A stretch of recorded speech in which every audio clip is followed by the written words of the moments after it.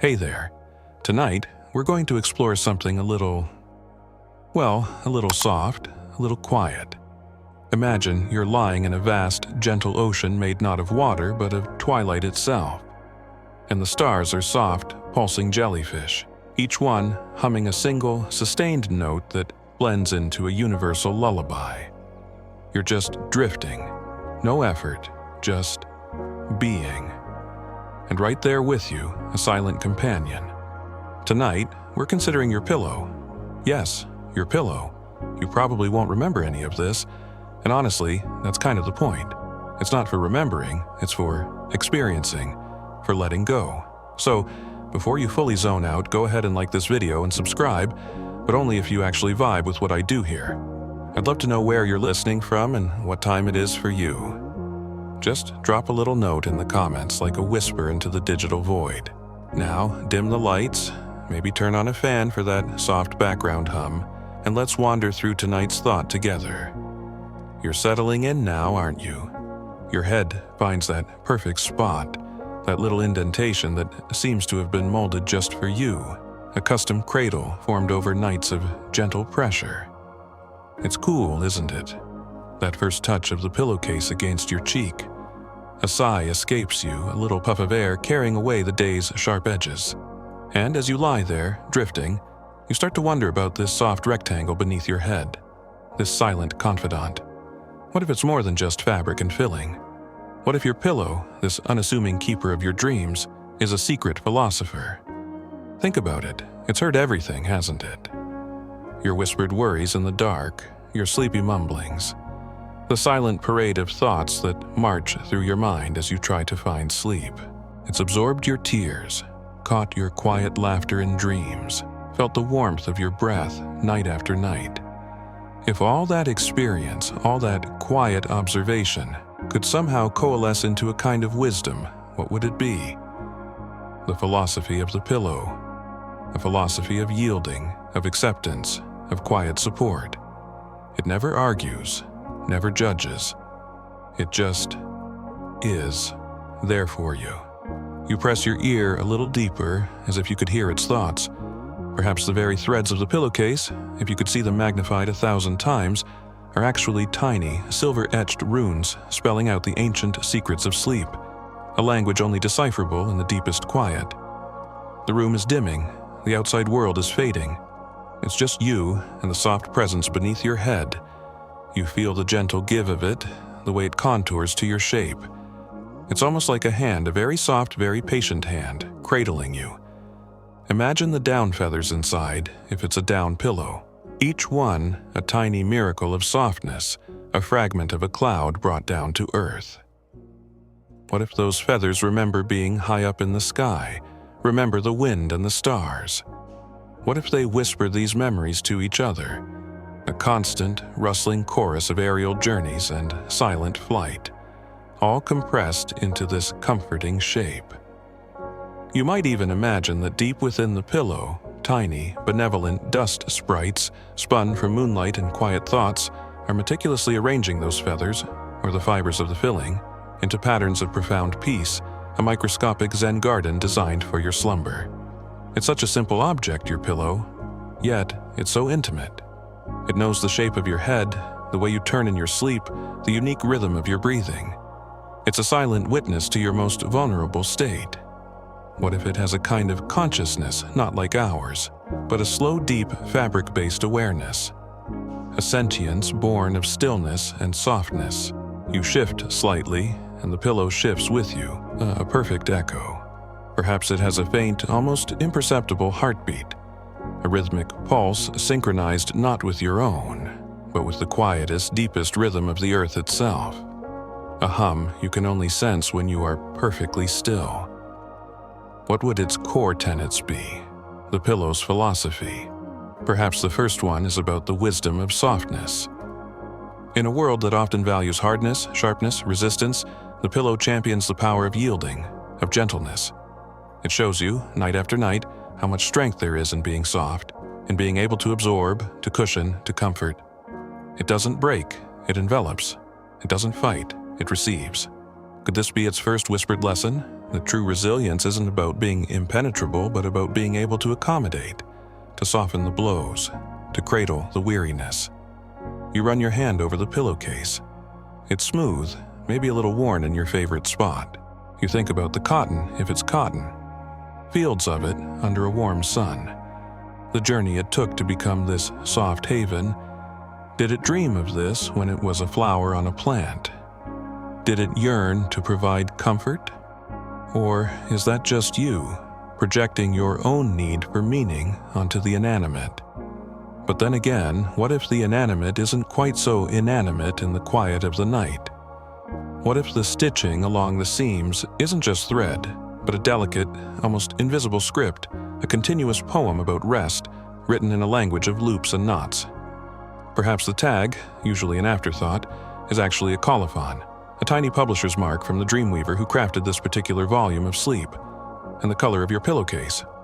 Is it white, a canvas for your dreams? Or a gentle blue, like a calm sea? Or perhaps a pattern, a garden of faded flowers that bloom only in the moonlight? Each color, each pattern, a subtle influence, a gentle nudge to your subconscious. You wonder if your pillow has a favorite color, or if it prefers the pure, unadulterated darkness of when your eyes are closed. What if the patterns on your pillowcase are not just patterns, but constellations of a very private, very personal sky, guiding your dreams to safe harbors? Imagine if, by staring at them long enough in the dim light, they began to slowly, almost imperceptibly drift and rearrange themselves, forming new celestial maps each night. The air in the room is still. You can hear the faint hum of something, maybe the house settling, or the far-off whisper of traffic, a river of sound flowing miles away. But here, in your bed, there's a different kind of quiet. A quiet that the pillow seems to amplify, to deepen. It's a silence that's full, not empty, full of potential, full of unspoken things. What if your pillow is a kind of portal? Not in a dramatic sci-fi way, but a gentle gateway to those quieter, deeper parts of yourself. The parts that only emerge when the world is hushed and your defenses are down. You might picture your thoughts as you lay your head down, sinking into the pillow like pebbles into soft moss, each one finding its resting place, cushioned and held. Its philosophy might also be about the importance of the unseen. So much of what the pillow does is invisible. It supports your neck, aligns your spine in a subtle way, creates a space for your mind to unspool. These are not grand gestures, but small, vital acts of service. It doesn't seek applause. It just is. This could be another of its gentle teachings, the profound value of quiet, consistent, unseen support. The kind of support that doesn't ask for anything in return, that simply exists to make things a little bit easier, a little bit softer. Perhaps inside, the very structure of its filling, be it foam or fiber or feather, is an intricate, invisible architecture. A miniature city of sleep designed with an engineer's precision and an artist's heart, all dedicated to the science of your rest. You think about the pressure of your head on it.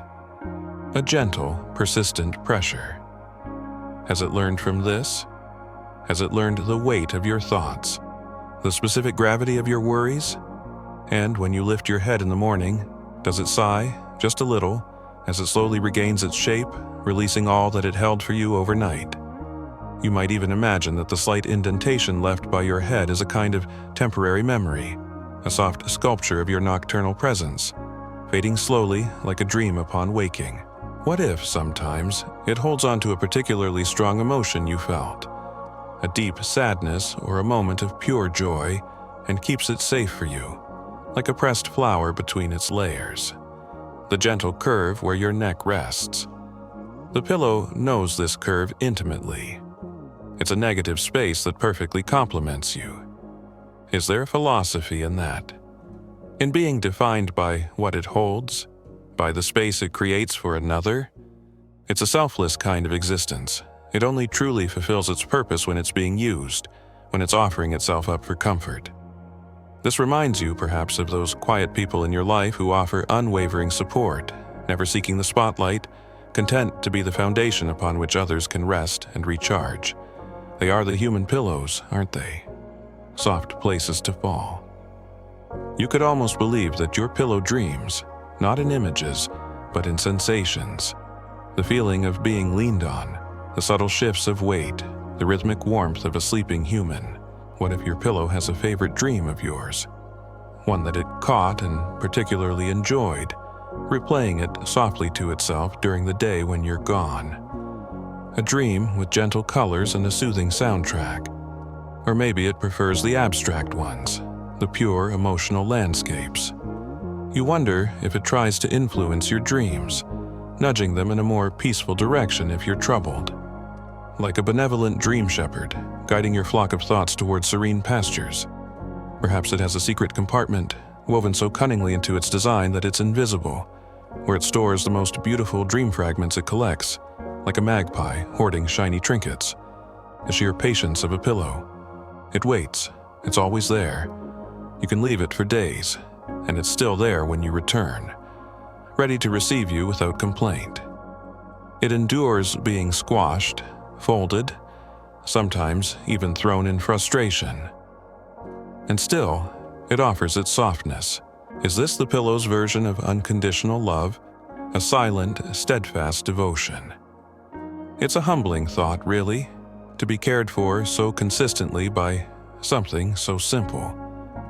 You could imagine that each thread in its fabric is a vow of patience, spun from the silence of waiting and the acceptance of all things.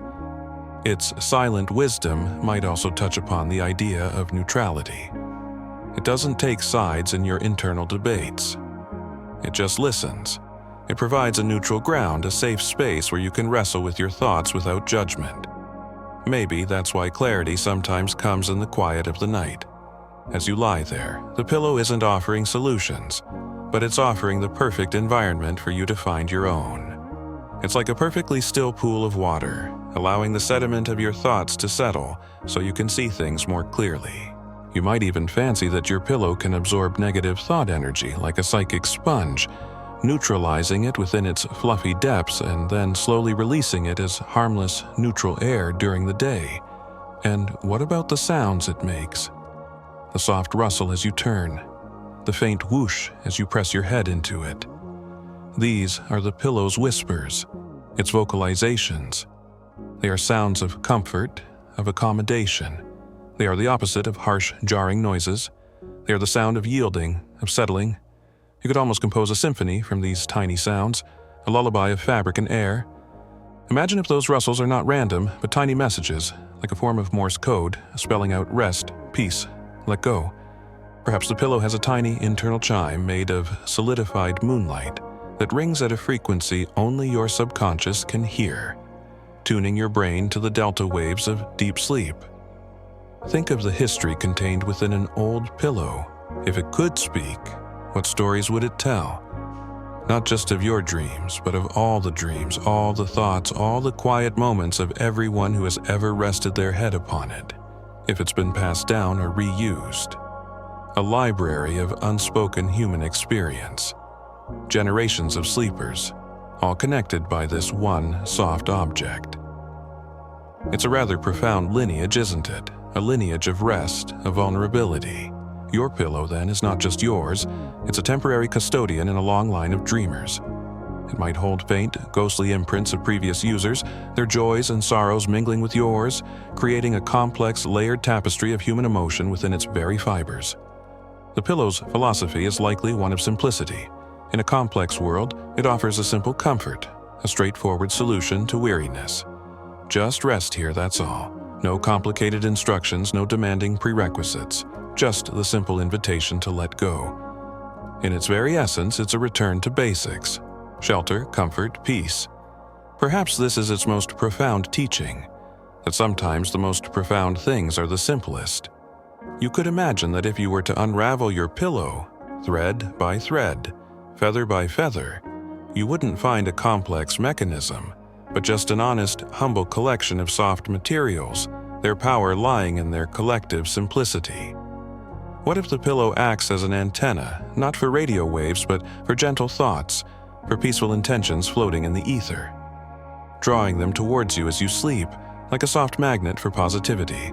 Or perhaps it's a filter, catching the stray anxieties of the world and preventing them from reaching you in your sleep. A silent guardian of your mental peace. You might visualize these anxieties as tiny, sharp-edged particles, and the pillow's fibers as a dense, soft net expertly trapping them. It might even have a preferred constellation it aligns itself with, subtly shifting its internal structure to catch the most serendipitous cosmic rays, hoping to infuse your dreams with a touch of stardust. And the coolness you feel when you first lie down, or when you flip it to the cool side. That refreshing sensation. Is that the pillow's way of saying, start fresh? Let go of the heat of the day? It's a small sensory reset button. A moment of pure physical relief that translates into a mental sigh, the cool side of the pillow, a universally understood pleasure. It's like a sip of cool water on a hot day, but for your mind. What if that coolness is not just a lack of heat, but an active property, a gentle energy it has stored up during the day, specifically to offer you this moment of refreshment?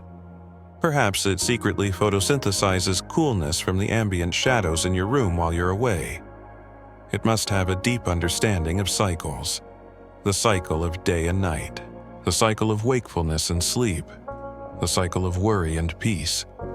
It is a constant in these cycles, a reliable anchor. It sees you through the darkness and is still there when the light returns. This patient endurance of cycles, this acceptance of ebb and flow, could be a cornerstone of its philosophy. It teaches, by example, that everything passes, and that rest is essential for renewal. You could imagine it keeps a silent internal calendar, not of days, but of moon phases, aligning its deepest comforting properties with the pull of the tides and the quiet rain of the night sky. The gentle weight of it when you hug it, if you're a pillow hugger.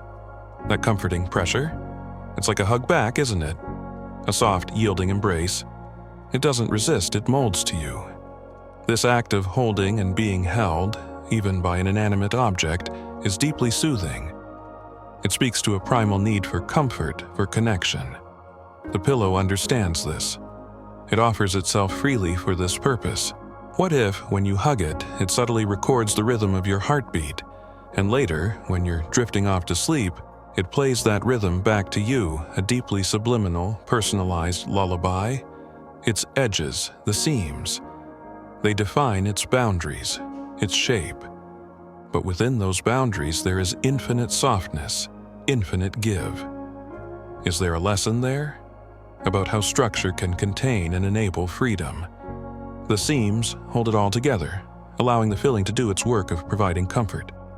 Without the seams, it would just be a loose pile of fluff. So, structure is not always a limitation. Sometimes, it's what makes softness possible. You might imagine the main seam as a tiny, stitched mountain range, and the corners as gentle, sloping valleys, a topography of comfort that your head explores each night. What if your pillow dreams? When you're not using it during the day, does it lie there and process all the things it has absorbed? Does it have its own quiet internal dream life, full of abstract sensations, pressures, temperatures, and the faint echoes of your own dreams? A dream life made of pure texture and subtle energy shifts. Perhaps it dreams of vast, silent landscapes of cotton fields, or of soaring through the air as a collection of feathers, or of being a cool, smooth stone at the bottom of a tranquil lake. It might even have a recurring dream where it floats out the window and visits other pillows, sharing stories of their respective humans in a silent, empathetic language, the way it muffles sound. When you bury your face in it, the world goes quiet. It's a temporary escape, a little pocket of silence you can create at will. This, too, is part of its service. It offers you a retreat, a way to turn down the volume of the world just for a moment, or for a whole night. This capacity to create a sanctuary of silence is a precious gift. What if it does this by actively absorbing sound waves, not just physically blocking them, but drawing them into its fibers and neutralizing them like a tiny, soft black hole for noise? Its threads could be spun from the very essence of quiet, harvested from forgotten, silent places. Here's a soft philosophical prompt for you as you drift. If your pillow could offer you one piece of distilled wisdom, one single sentence whispered in the language of pure comfort as you fall asleep tonight, what do you imagine that sentence would be? What core truth, learned from its silent, patient existence, would it choose to impart? Don't try too hard to find the words. Just let the feeling of the pillow, its softness, its support suggest what that message might be. It probably doesn't think in words, of course. Its philosophy would be more of a felt sense, a state of being. A deep, unwavering calm. A gentle acceptance. A constant, quiet hum of, "It's okay, you can rest now."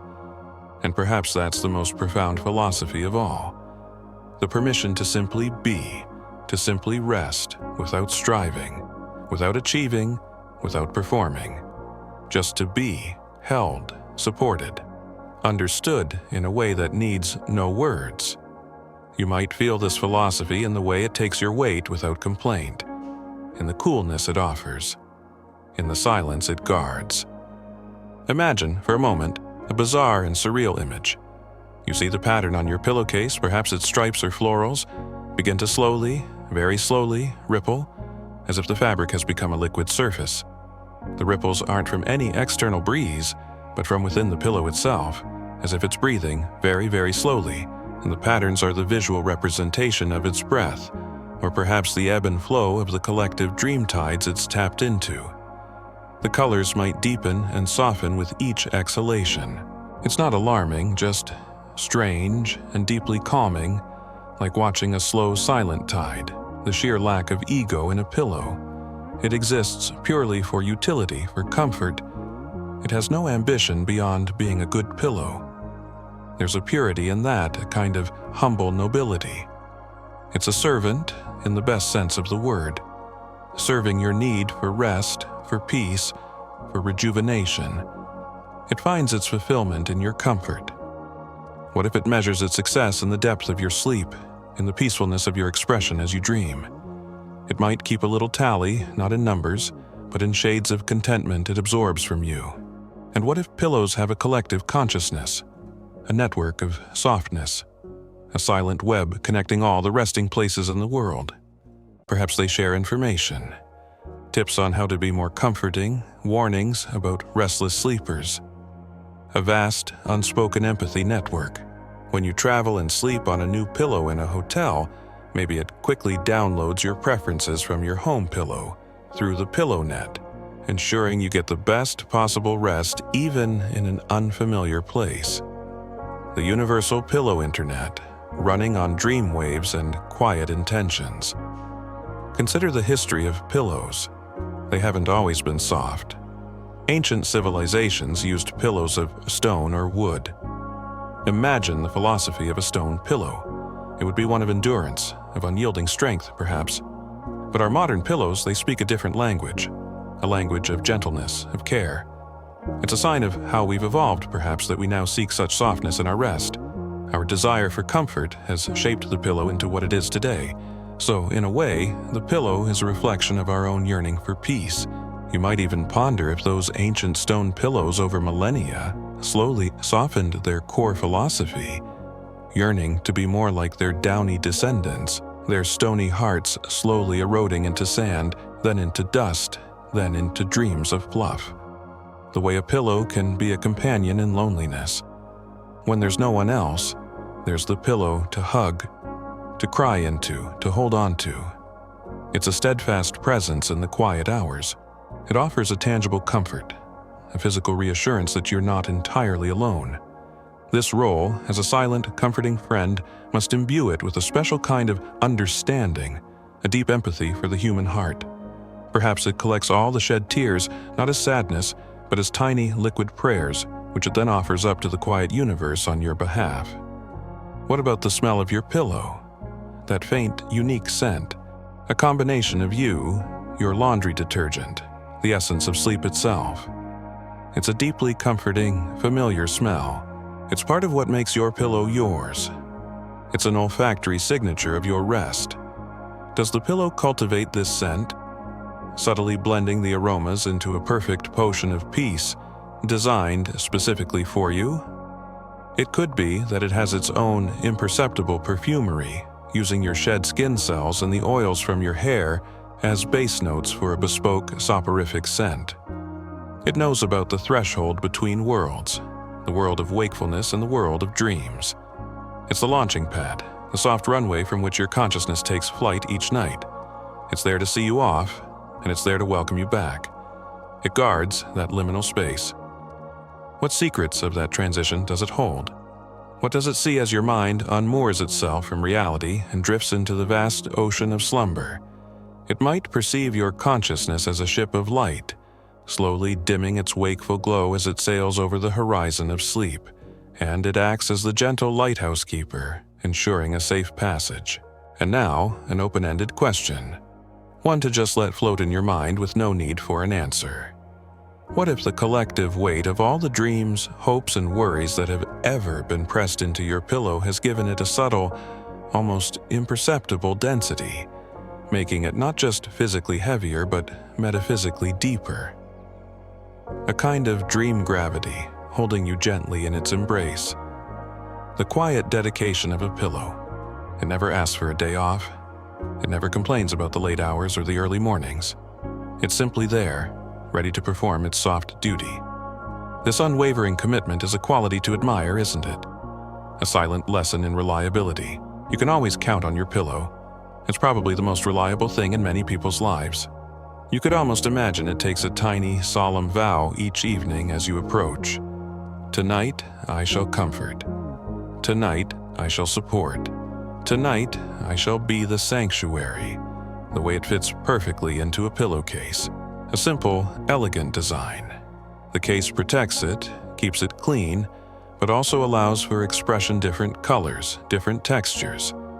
The pillow itself is the essence, the core of comfort, and the case is the interface, the part that meets your skin. They work together, a partnership of softness. What if the pillowcase is like a translator, taking the pillow's deep, non-verbal wisdom and converting it into a language your skin can understand, the language of smooth coolness or soft warmth or gentle texture? The pillowcase might whisper secrets to your cheek, secrets translated from the pillow's deeper, more ancient murmurings. Imagine if your pillow could absorb knowledge. If you slept on a textbook, would the pillow soak up the information and then somehow transfer it to you through gentle osmosis? Probably not. But maybe it absorbs the feeling of the knowledge, the emotional residue of your study, your frustration, your moments of insight. And it comforts that. It soothes the mental effort. It might not make you smarter, but it makes the pursuit of knowledge a little less lonely, a little more held. Perhaps it holds on to the echo of the last sentence you read before drifting off, and it mulls over that sentence all night, trying to understand its deeper meaning on your behalf. The way a new pillow feels. A bit too firm, a bit too puffy. It hasn't learned you yet. It hasn't been molded by your sleep. It takes time for a pillow to become your pillow. It's a relationship that develops, a slow process of mutual adaptation. The pillow learns your shape, your weight, your preferred position, and you learn to trust it, to relax into it. This breaking in period is like the beginning of any friendship, a gentle getting-to-know-you phase. What if the pillow, when it's new, is a little shy, a little unsure of how to best comfort you, and it gradually gains confidence as it feels your acceptance and your sleepy sighs of contentment? It's a keeper of secrets, your pillow. So many unspoken thoughts, so many private emotions are shared only with the pillow in the dead of night. It's a perfectly trustworthy confidant. It will never betray your secrets. This absolute discretion is part of its quiet strength. It just absorbs, holds, and keeps silent. You can tell it anything. It's like the ultimate non-judgmental therapist whose only response is to offer more softness, more support. Imagine it has a tiny internal vault, lined with the softest silk, where it stores the most delicate secrets you've entrusted to it, keeping them safe from the harsh light of day. Its philosophy must surely include the idea of renewal. Sleep is a process of renewal, of repair, of restoration, and the pillow is a key instrument in that process. It facilitates the letting go that is necessary for renewal to happen. By providing comfort and support, It allows your body and mind to do their essential work of healing and recharging. It's a silent partner in your daily resurrection. It might see itself as a charging station for humans, a soft dock where you plug in each night to replenish your energy, your patience, your hope. What if the tiny, almost invisible imperfections in the weave of the pillowcase, or the slight variations in the density of the filling, are not flaws, but unique characteristics like freckles or birthmarks that give your pillow its individual personality? These subtle differences are what make it yours, distinct from every other pillow. Perhaps these imperfections are actually deliberate features, tiny coded messages from the pillow maker, conveying a specific blessing or a gentle wish for good dreams, understandable only on a subconscious level. The quiet comfort it offers when you're unwell, when your body aches or your head throbs, the pillow is there, cool and soft. It asks for nothing but gives so much. It's a gentle nurse, a patient companion through illness. It seems to offer an extra measure of tenderness when you need it most. It's as if it can sense your vulnerability and respond with an even deeper level of comforting presence. It might even subtly adjust its internal temperature, trying to offer a bit more coolness to your fevered brow, or a bit more warmth to your chilled bones. It's a very democratic object, the pillow. Almost everyone has one, regardless of their station in life. From the simplest pallet to the most luxurious bed, the pillow is a near universal symbol of rest, of the need for comfort at the end of the day. This shared human experience of relying on a pillow connects us all in a quiet, unspoken way. Across cultures, across time, the pillow has been there. What if there's a kind of global pillow mind, a collective agreement among all pillows to provide solace to humanity, a silent pact renewed each night in every bedroom, hut, and palace around the world?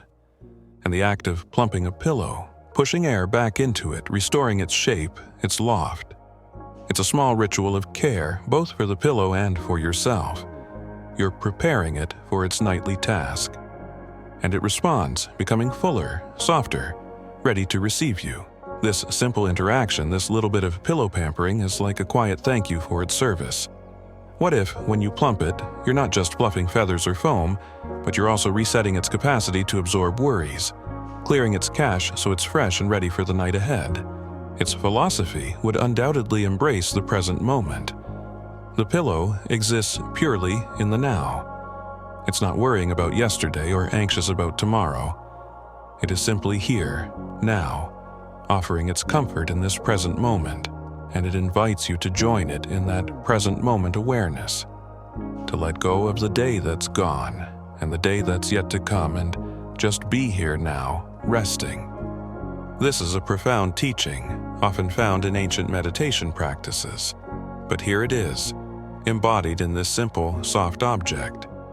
Perhaps it achieves this by having no memory in the human sense, each moment fresh, each contact a new beginning, its existence a continuous, gentle return to the immediate. Consider the dreams it might inspire. Does the sheer softness, the yielding nature of the pillow encourage dreams of flying, of floating, of gentle, surreal landscapes? Does it subtly shape the content of your dreams through its physical properties? A hard pillow might lead to more anxious, constricted dreams, while a soft, generous pillow might open up pathways to more expansive, peaceful dreamscapes. It might be that the pillow's texture is a kind of dream prompt, its downy depths suggesting clouds, its smooth coolness evoking calm waters. Perhaps it even has a favorite genre of dreams it likes to co-author with you, subtly nudging your subconscious towards narratives of gentle adventure or serene discovery. What if your pillow has a subtle, almost undetectable scent that it releases only when you are deeply asleep, a scent scientifically formulated by millennia of pillow evolution to promote the most restful and restorative sleep? A kind of olfactory lullaby, so subtle that your conscious mind never registers it, but your deeper self responds to it with profound relaxation. This scent could be composed of molecules of moonlight, distilled dewdrops from the quietest parts of the forest, and the essence of a sleeping baby's sigh. The way it supports your head, the heaviest part of your body, proportionally. It takes on that burden, allowing your neck and shoulders to relax. This act of literally shouldering your physical weight, or head weight, is a powerful metaphor for the way it also helps to lighten your mental burdens. By cradling your head, it's cradling your mind, your thoughts, your consciousness. It's a very responsible job being a pillow. You could imagine it performing tiny, microscopic adjustments all night long, like a team of Lilliputian chiropractors, ensuring your optimal alignment and comfort. What is the sound of one hand resting on a pillow? It's a near silence, a gentle compression, a sound of connection, of seeking comfort. The pillow doesn't flinch, doesn't pull away. It accepts. It's always there, an island of calm in your bed. That faint pressure, that warmth, is a communication. You're saying, I'm here, I'm tired, I need to rest. And the pillow, in its yielding softness, says, I know, I'm here for you. Perhaps it has a map of your handprint, a warm, familiar indentation that it cherishes, a sign of your trust, the patience it has with your tossing and turning. Some nights, sleep is elusive. You shift, you turn, you punch the pillow, you fold it, you try every possible configuration. And through it all, the pillow endures, still trying its best to offer comfort, no matter how contorted it becomes. This unwavering patience in the face of your restlessness is a quiet testament to its dedication. It never gives up on you or on its mission to help you find peace. It might sigh a little, internally, when you're particularly restless, not out of annoyance but out of empathy, wishing it could do more to soothe your troubled mind. Its philosophy might be summed up in a single, silent word: receive. It receives your head, your weight, your warmth, your dreams, your tears, your sighs, your unspoken worries.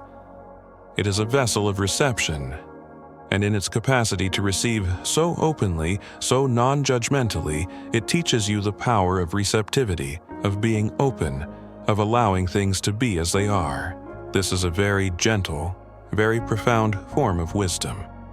You might think of it as a soft, welcoming harbor, its embrace open to all vessels, from the smallest dinghy of a fleeting thought to the grand galleon of a deep-seated emotion. What if the very act of resting your head on the pillow each night is a kind of prayer? A prayer for peace, for rest, for renewal. And the pillow is the altar, the sacred object that receives this prayer. It doesn't need to understand the words, or even the intention. Its very nature is to be receptive to that deep human need for solace. Perhaps it glows with a faint internal light, visible only to the eyes of your soul. A light fueled by all the hopes and desires for peace it has cradled over time. The way it conforms to the space between your shoulder and your ear when you sleep on your side. That perfect nook, it's like it was designed just for that. It fills the void, provides the support, keeps your spine happy. These small, anatomical kindnesses are part of its magic. It's a master of ergonomics, learned through countless nights of experience. It could have a PhD in comfort engineering. Its thesis written in the silent language of pressure points and supportive curves. If your pillow were a character in a story, what kind of character would it be? A wise old sage? A gentle, nurturing caregiver? A silent, watchful guardian? Or maybe a whimsical, dream-weaving artist? Perhaps it's all of these things, its personality shifting subtly to meet your needs each night. It could be a shapeshifter of solace, its form and function subtly altering to provide the exact kind of comfort you require at any given moment. What if the label on your pillow, the one with the washing instructions, is actually a tiny, folded map? A map of the land of Nod, or a guide to the best dream-weaving techniques. And the symbols for machine wash cold are actually ancient glyphs for enter the realm of quiet thoughts, and tumble dry low means gently process your day's experiences. You just need the right decoder ring, perhaps one found in a particularly vivid dream. The do not remove under penalty of law tag might be a humorous warning from the Dreamweavers Guild, protecting their proprietary comfort technologies. The silence of a pillow is a very specific kind of silence. It's not an empty silence. It's a full silence, a comforting silence. It's the silence of unconditional acceptance. It's the silence of a safe space. You can say anything to your pillow, or think anything, or feel anything, and it just absorbs it all in its soft, quiet embrace. It's like the silence of a deep forest or a snow-covered field, profound and peaceful. It might even be subtly broadcasting this silence, a gentle wave of quietude that helps to calm the surrounding air and your own restless mind. It's essential shapelessness until you give it shape. It's a potential, waiting to be actualized by your presence. It has no fixed form in a way. It is always ready to become what you need it to be. A support for your head, a cushion for your back, something to hug. This adaptability, this willingness to transform, is a key part of its nature. It teaches flexibility, the ability to meet changing needs with grace and softness. Perhaps it enjoys this shape-shifting, this nightly dance of conforming and yielding, seeing it as its own form of creative expression. The darkness it shares with you. When you close your eyes, you and your pillow are together in the dark. It's not afraid of the dark, it thrives in it. The darkness is its natural element, the realm where dreams are born and worries are softened. It's your companion in the shadows, a reassuring presence when the lights go out. It might even have a kind of night vision, not for seeing, but for sensing the subtle emotional currents in the room, the unspoken anxieties or the gentle waves of peace.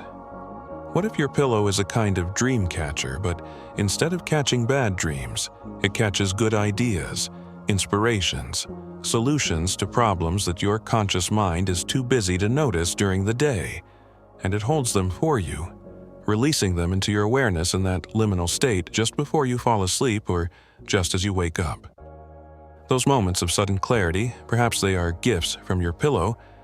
It could have a special silky pouch woven into its core where it stores these precious insights, polishing them until they shine before presenting them to your awakening mind.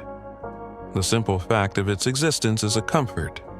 Knowing it's there, waiting for you at the end of a long, hard day, that anticipation of softness, of surrender, it's a small anchor of peace in a sometimes chaotic world.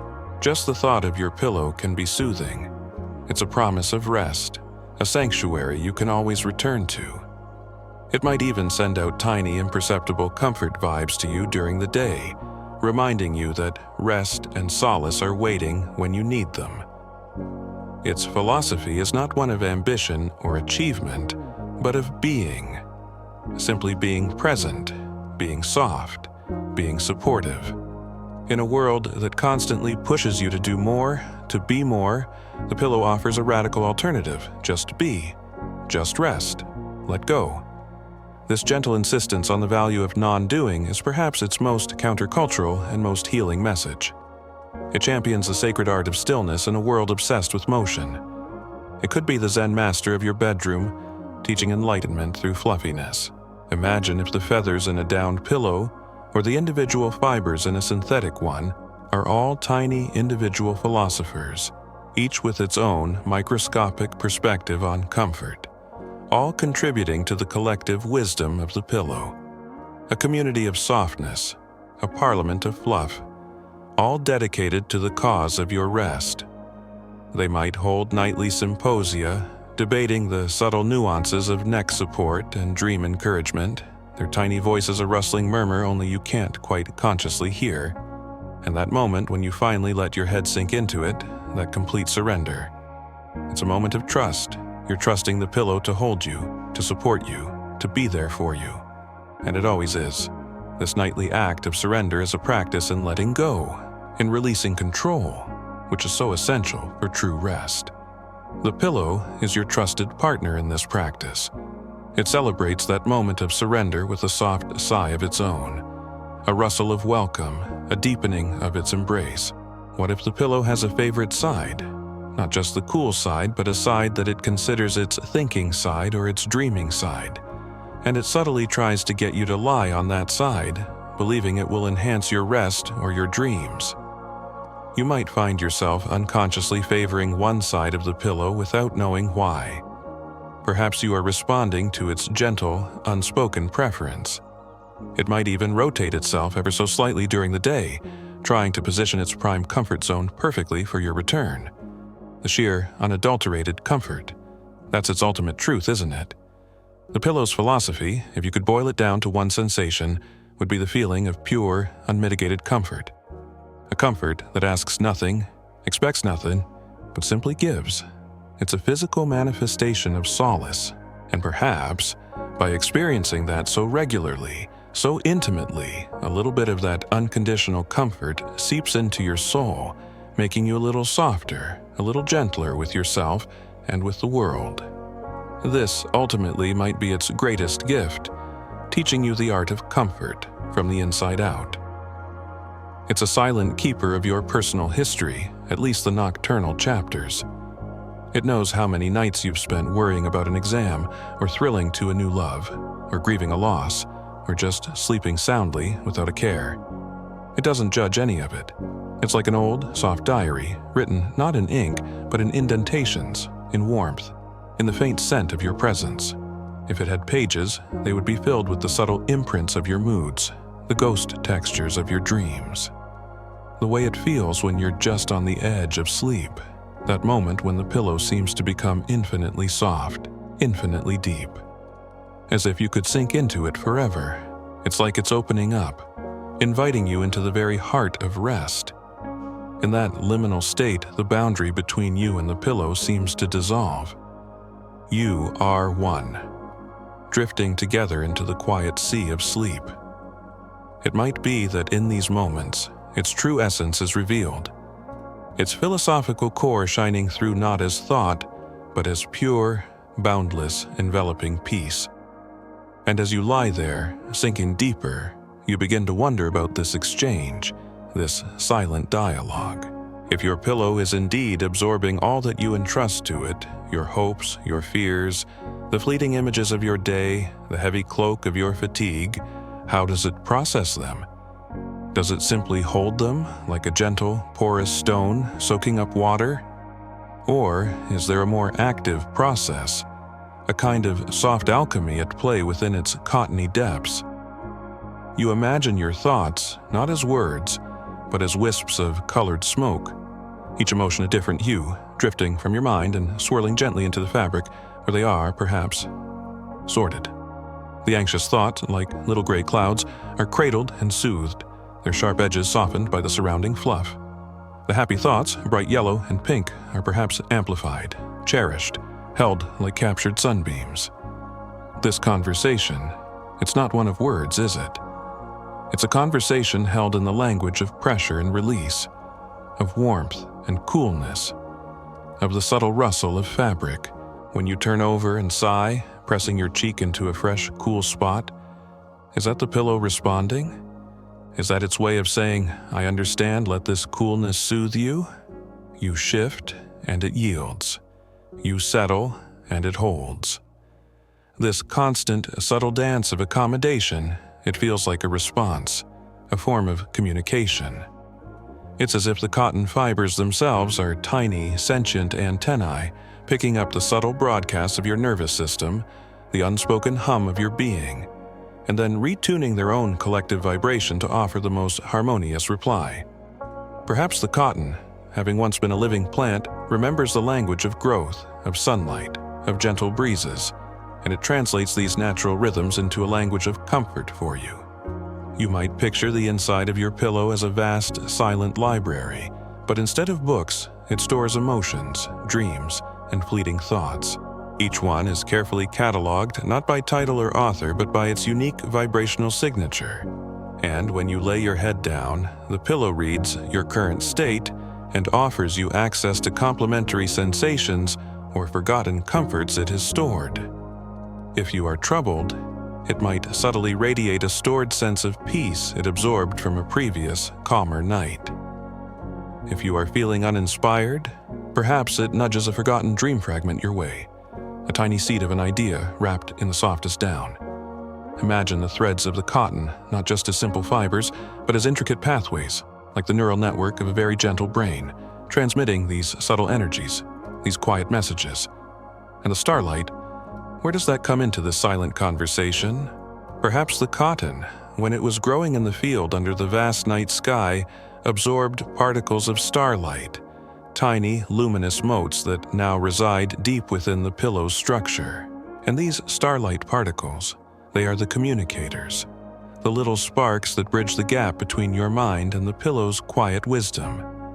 They might gently pulse, unseen, unheard by your conscious senses, but felt by that deeper part of you, the part that understands the language of dreams and symbols. You could almost believe that on a very clear night, if you were to hold your pillow up to the moonlight, you might see a faint internal shimmer, the captured starlight stirring within. Or perhaps the starlight is a metaphor for the ethereal quality of the dreams and thoughts themselves, those luminous, intangible things that you share with your pillow in the dark. What if your pillow has a favorite dream you've had, one that it replays for itself or for you in subtle ways? Not as a full narrative, but as a feeling, an atmosphere. If you had a beautiful dream of flying, perhaps the next night, the pillow feels just a little lighter, a little more buoyant beneath your head, subtly encouraging your mind to take flight once more. It's like a curator of your subconscious, highlighting the masterpieces, the moments of pure, dreamlike joy or profound peace. You might even feel a sense of encouragement from it, a gentle nudge towards the more luminous corners of your own mind. It could be that the cotton fibers align themselves in patterns that mimic the neural pathways of your most positive dreams, creating a subtle resonance that calls those dreams forth again. Think about the sheer volume of unspoken thoughts it has absorbed. The anxieties about tomorrow's meeting, the quiet replaying of a conversation, the hopes for the future, the regrets about the past. It's a vast archive of your inner life. Does it ever get full? Or is its capacity for absorption infinite, like the night sky itself? You imagine it has a way of processing, of recycling these thoughts. Perhaps it transforms the negative ones, the worry thoughts, into something neutral, something like soft gray dust that simply settles and becomes part of its undifferentiated fluff. And the positive ones, it keeps them gleaming, like tiny polished gems ready to radiate their warmth back to you. Maybe it uses the gentle rhythm of your breathing as a kind of bellows, to slowly, imperceptibly cleanse itself of accumulated psychic residue, exhaling it as neutral air. This communication is not just one way from you to the pillow. You feel it talking back, don't you? Not in words, but in suggestions. You're restless, and you punch it into a different shape, and suddenly, that's better. Was that you, or was the pillow subtly guiding your hands, suggesting a new configuration that would be more comfortable? Like it knows your needs before you do. It has learned your preferences, your pressure points, the exact curve of your neck that needs support. This deep physical knowing, it feels like a form of intelligence, a responsive awareness. You could almost imagine its internal structure, the feathers or foam, as having a kind of muscle memory, not just for your shape, but for your comfort preferences, anticipating your needs with an almost prescient softness. The dreams themselves. When you wake up, sometimes with just a fragment, a lingering emotion, you feel like the pillow was in the dream with you. Not as a character, but as the very atmosphere, the texture of the dreamscape. If the dream was comforting, the pillow feels like an extension of that comfort. If the dream was unsettling, the pillow is the safe place you return to, the anchor that pulls you back to reality. It's a silent partner in your nocturnal adventures. What if it subtly influences the direction of your dreams, like a gentle rudder, trying to steer you towards peaceful waters? It might do this by emitting very faint, almost undetectable vibrations that resonate with calming brainwave frequencies, a kind of lullaby hummed at a cellular level. The cotton itself, the material. Imagine each fiber as a tiny strand of a vast cosmic web, connecting you not just to the earth where it grew, but to a larger consciousness. When you lay your head on the pillow, you're plugging into this network, and the messages it sends back are not just from its own individual pillow mind, but echoes from this larger, gentler web of being. Whispers of starlight, fragments of collective dreams, the quiet hum of the universe. It's a fanciful thought, but in the stillness of the night it feels almost plausible. You could almost see in your mind's eye the cotton fibers glowing faintly, like bioluminescent threads, pulsing with these subtle communications from beyond. What if it communicates through temperature? The coolness when you need it. A subtle warmth when the room is cold. It seems to regulate itself, or at least to offer you the sensation you most need. This isn't just passive physics, it feels like an active offering. Here, it seems to say, let this coolness calm your racing thoughts, or let this gentle warmth soothe your weariness. This thermic language is deeply primal, understood by your body at a cellular level. It's one of the pillow's most direct ways of speaking to you. Perhaps it has tiny microscopic channels within its structure that can draw warmth away from your head or conserve it. Like a sophisticated natural heat exchange system, all managed by its desire to comfort you, and the weight of your head sinking into it. That sensation of being held, of yielding. Is there a communication in that surrender? You let go, and the pillow accepts. This acceptance is a message in itself. It says, it's safe to let go. I've got you. This silent reassurance is incredibly powerful. It's the foundation of true rest. You might even feel a subtle counterpressure, not a resistance, but a gentle embrace, as if the pillow is actively holding your head, not just passively receiving it. A soft, constant hug for your mind. Consider the patterns on your pillowcase, if it has them. We touched on this before. Are they just decorative, or are they part of the communication? If they are floral, do they subtly evoke the peace of a garden? If they are geometric, do they suggest order and calm? Your eyes trace these patterns in the dim light as you're falling asleep. What messages are they imprinting on your subconscious? The pillow, dressed in its chosen pattern, is perhaps trying to set a certain mood, a certain tone for your slumber, like choosing the right wallpaper for a room of dreams. What if those patterns are like mandalas, intricate designs meant to draw your mind into a state of meditative calm? Their lines and curves a visual lullaby. The very act of choosing a pillow or a pillowcase. You're drawn to a certain softness, a certain color, a certain feel. Is that your preference? Or is the pillow, even from the shelf in the store, subtly calling to you? I am the one who can understand your dreams. I am the one who can offer you true comfort. A silent beckoning, a resonance felt only by you.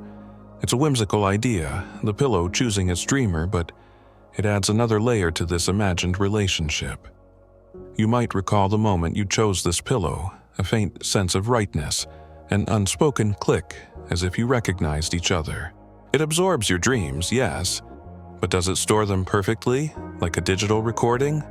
Or does it meld them, blend them, create a kind of dream soup from all your nocturnal experiences? Perhaps it takes the recurring themes, the dominant emotions, and weaves them into a tapestry that represents the overall landscape of your inner world. And then it reflects this tapestry back to you, not in detail, but in the overall feeling of comfort or disquiet it provides.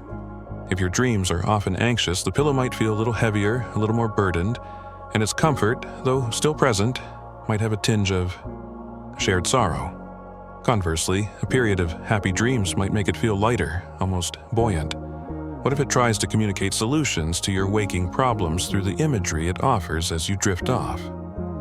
You're pondering a difficult decision, and as you lie there, an unexpected image flashes in your mind. A winding path, a calm lake, a key, not a direct answer but a symbol. A gentle nudge from the pillow's absorbed wisdom, drawing from the vast database of your own subconscious and perhaps the collective dream stuff it has gathered. It's like a soft oracle, speaking in pictures, not prophecies. These images might be woven from the starlight motes within, coalescing into fleeting hieroglyphs of guidance. The texture of the cotton against your skin, the smooth coolness of percale, the soft embrace of flannel, the silken glide of sateen. Each texture is a different dialect in the pillow's language of comfort. It's communicating with your sense of touch, one of your most primal senses. And your skin understands. It drinks in the sensation, and a message of relax, soften, let go travels directly to your nervous system. You might find yourself rubbing your cheek against it, a self-soothing gesture, but also a way of listening more intently to what the pillow is saying through its surface.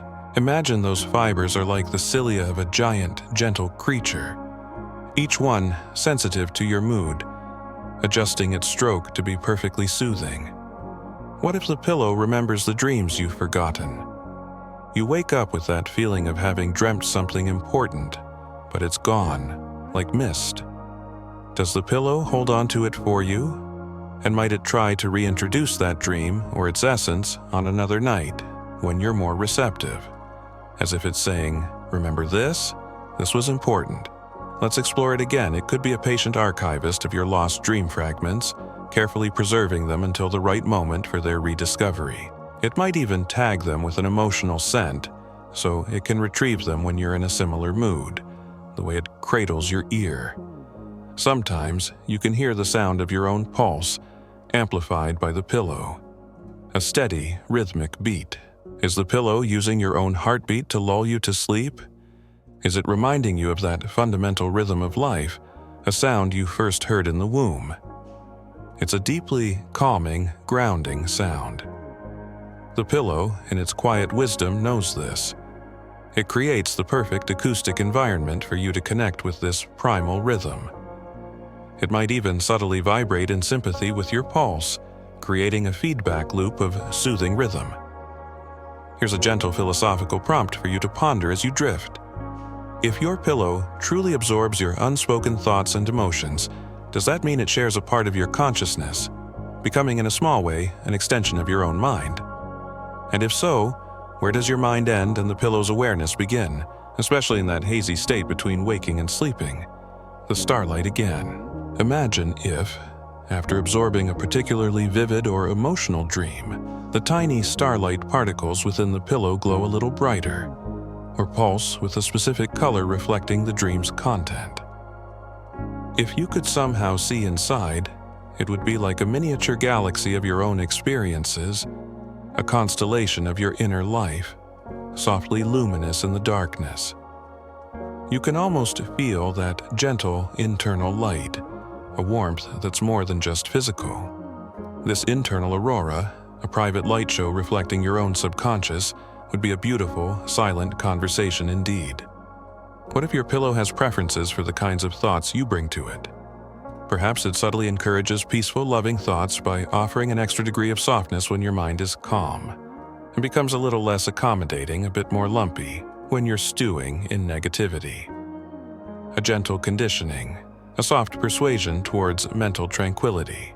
Not a judgment, but a helpful nudge from a concerned friend. It might reward calm thoughts with the release of an incredibly subtle, pleasant scent, something akin to night-blooming jasmine or old books.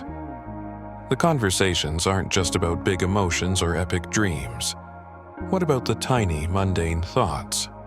The mental to-do lists, the snippets of songs stuck in your head, the fleeting memories of the day. Does the pillow absorb these too? Perhaps it sees them as little bits of mental lint, and it gently gathers them up, tidying your mind for sleep. It's a silent housekeeper of your mental space, dusting away the trivialities so the more profound dreams can emerge. It might even have a specific compartment for these, a kind of mental junk drawer, which it empties out into the cosmic void when you're not looking. The communication might be in the form of sudden, intuitive solutions that pop into your head just as you're waking up, or even in the middle of the night. You've been wrestling with a problem, and then, in that soft space facilitated by the pillow, the answer appears, clear and simple. Is that your own subconscious working, or is it the pillow, having absorbed the problem, gently offering back a resolution it has dreamed up from the combined wisdom of your own mind and its own starlight-infused intuition? It could be that it has a way of rearranging the data you've given it, finding new patterns and connections that your conscious mind missed. Consider the silence that falls when you lay your head down. It's not just the absence of external noise. It's a specific quality of silence that the pillow seems to cultivate. A silence that invites introspection, that allows the whispers of your own inner voice to be heard. The pillow doesn't just muffle sound. It creates a sanctuary of profound quiet, a space where these subtle conversations can take place. It might be that the very fibers are tuned to absorb anxious frequencies, leaving only the calm. Imagine it as a natural noise-canceling device, but for the chatter of the mind as well as the sounds of the room. What if the pillow communicates through the dreams of others? If it's part of that pillow net we mused about, perhaps it shares particularly poignant dreams or insights from one sleeper to another, in a highly abstracted symbolic form. So, a feeling of inexplicable peace you experience one night might be an echo of someone else's contentment, transmitted across the ether by this network of sentient softness, a kind of gentle, dreamy telepathy facilitated by cotton and starlight. Your pillow, then, becomes a receiver for these universal whispers of human experience, the way it feels in the morning when you wake up. Sometimes it's molded perfectly to your head, a testament to a peaceful night's sleep. Other times, it's bunched up, a sign of restlessness. Is this its way of giving you a gentle report on your night's journey? A silent commentary on the quality of your rest and the nature of your dreams. You traveled far last night, it might say through its crumpled state. Or, you found deep peace, its perfect indentation might suggest. It could be that the final shape it holds in the morning is a kind of soft sculpture, a fleeting monument to your nocturnal voyage. What about the weight of unspoken words, things you wanted to say but didn't? Do these get absorbed by the pillow too? The arguments you didn't have, the confessions you didn't make, the gratitude you didn't express. Perhaps the pillow holds these for you, these heavy silences, and in holding them it lessens their burden on your heart. It's a repository for the unsaid, a safe place for the words that have no voice. It might even subtly encourage you in your dreams to find ways to voice these things, or to let them go, by presenting you with symbolic scenarios. And the language of comfort itself, it's universal, isn't it? A soft place to rest your head is understood by everyone, everywhere. The pillow speaks this universal language fluently. It needs no translation. Its message of rest, peace, be held is clear to all. This, perhaps, is its most profound communication, the simple, embodied truth of comfort. It might be the most ancient language of all, this language of gentle support, predating words, predating even conscious thought. Imagine, for a moment, this bizarre and surreal image. As you drift deeper into sleep, you perceive the cotton threads of your pillow begin to very slowly weave themselves into intricate, luminous patterns, like ghostly lacework forming and reforming in the dark. These patterns seem to be telling a story, an ancient, silent myth of the stars, of sleep, and of the secret life of comforting things. A story written in light and texture that your dreaming mind can understand perfectly. The patterns might even correspond to the constellations visible in the night sky outside, creating a direct link between your pillow and the cosmos. The idea of it absorbing your dreams. What if it's not just a passive absorption but an active harvesting, like a gentle bee gathering nectar? It selects the most potent dream images, the most resonant emotions, and stores them. And then, what does it do with this collection? Perhaps it uses them to weave new dreams for you, or to mend the frayed edges of your waking thoughts. It becomes a co-creator of your inner landscape. It might have a favorite flavor of dream nectar. Perhaps it prefers dreams with a hint of wonder, or a touch of melancholy beauty, and it subtly guides your dreaming self towards producing more of these. What about the communication that happens when you're not even aware of it? In your deepest sleep, when your conscious mind is completely offline, is that when the pillow does its most profound work? Is that when it truly speaks to your subconscious, offering its deepest wisdom, its most potent comfort, without the filter of your waking thoughts? These are the conversations you'll never remember, but perhaps they are the most transformative. It could be that in these deep states, it's repairing tiny fissures in your psyche, smoothing out emotional wrinkles, all with its gentle, persistent presence. The faint scent of your pillow, unique to you, to your home. Is this scent part of its communication? A way of saying you are home, you are safe, you belong? Smells are so closely tied to memory and emotion. The pillow uses this connection, its familiar scent a constant, subtle reassurance. It's an olfactory anchor, keeping you tethered to peace. What if it subtly adjusts this scent based on your emotional state, adding a calming note if you're stressed, or a slightly invigorating one if you're feeling down, all using the natural chemistry of your own body and the air in the room? And the starlight element, perhaps it's not literal star stuff, but a metaphor for clarity, for illumination. As the pillow absorbs your muddled thoughts and confusing dreams, it filters them, clarifies them, and then reflects back a purer, more luminous understanding. Like starlight cutting through the darkness, it helps to illuminate the hidden corners of your own mind. It's a soft beacon in your inner night. This starlight could be the pillow's innate optimism, its gentle insistence on finding the gleam of hope, even in the densest fog of worry. What if the pillow could sense your physical needs too? A tension in your neck, a brewing headache, and what if it could subtly adjust its firmness, its shape, its temperature, to alleviate these discomforts before they fully surface? A proactive comforter, a silent healer. You just wake up feeling better without knowing why. This would be the ultimate expression of its caring, attentive nature. It might have microscopic sensors, woven from conductive threads of moonlight that detect subtle shifts in your muscle tension or temperature, allowing it to respond with precisely calibrated comfort.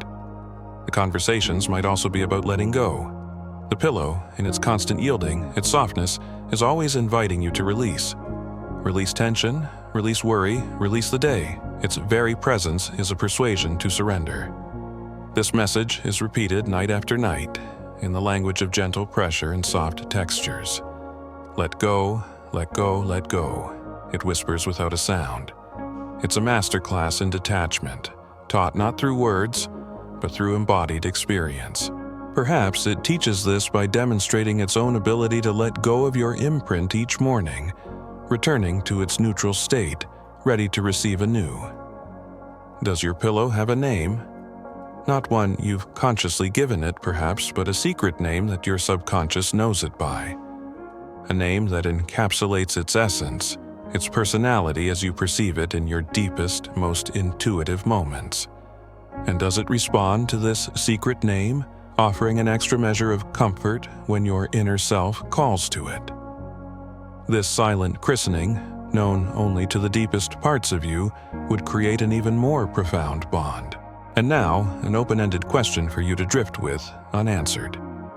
If your pillow holds the echoes of all your past dreams, is it possible that sometimes, when you dream, you are not creating something entirely new, but rather revisiting and reinterpreting these stored echoes, having a conversation with your own past selves through the medium of the pillow?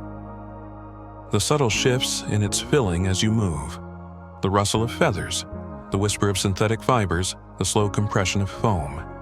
These tiny sounds, these minute adjustments, are they the pillow's way of saying, I'm still here, I'm adapting to you, I'm working to keep you comfortable? It's a constant, quiet attentiveness, a dedication to your well-being that operates even when you are oblivious, lost in dreams. These sounds could be its breath, its sighs of contentment when you are sleeping soundly, or its tiny grunts of effort as it reconfigures itself for your optimal comfort. What if the pillow helps you to process the day's events, not by thinking about them, but by absorbing the emotional charge they carry? It acts like a lightning rod for stress, drawing it out of you and grounding it in its own soft depths. You wake up feeling lighter, not because the problems are solved, but because their emotional weight has been lessened, shared with this silent, fluffy confidant. It might then slowly dissipate this absorbed stress into the ambient air during the day, transforming it into neutral energy, like a tiny, benevolent emotional recycling plant. The dreams it gives back to you, are they always your own? Or, if it is indeed connected to that pillow net, does it sometimes offer you a dream fragment from someone else, a little glimpse into another soul, if it feels that dream might offer you comfort or insight? A shared dream, anonymized, universalized, offered as a gift. You might wake with a strange, beautiful image that feels unfamiliar yet resonant, a whisper from the collective unconscious, relayed by your faithful pillow. This dream sharing would be its way of fostering a sense of interconnectedness, even in the solitude of sleep. Imagine the cotton fields where the material for your pillow might have grown, bathed in sunlight, watered by rain, swaying in the breeze. Does the pillow retain a memory of this pastoral existence? And does it try to communicate that sense of peace, of natural harmony to you? The faint, clean scent of cotton, the softness of its fibers, these could be its way of whispering stories of sunshine and open fields, a lullaby from the natural world.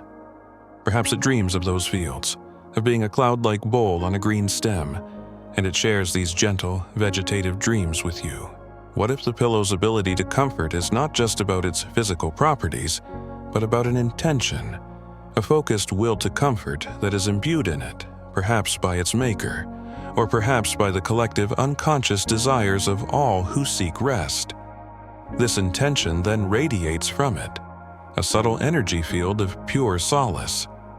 You're not just resting on fabric and filling, you're resting in an aura of dedicated peacefulness. This comfort field might even extend a little beyond the physical pillow, creating a small zone of tranquility around your head. The feeling when you hug your pillow, that sense of it yielding, almost hugging you back. Is this a programmed response, a result of its physical nature? Or is it a genuine, albeit inanimate, expression of affection? In those moments of seeking comfort, it feels real. It feels like a reciprocal embrace. This tactile conversation, the dialogue of holding and being held, is deeply reassuring. It might be that it subtly increases its internal density or warmth when hugged, a responsive cuddle engineered by eons of pillow evolution. What if the pillow can sense the subtle shifts in your brainwave patterns as you move through the different stages of sleep? And what if it subtly adjusts its communication accordingly, offering more grounding sensations during light sleep, perhaps, and more ethereal, dream-enhancing support during REM sleep? A sophisticated sleep partner, attuned to your neurological rhythms. It could be like a biofeedback device, but instead of graphs and numbers, its feedback is purely in the realm of comfort and subtle energetic support. The stars, the cotton, the dreams, your thoughts, they all seem to mingle in the quiet space of your pillow. It's a crucible, a soft container where these different elements can interact, can converse.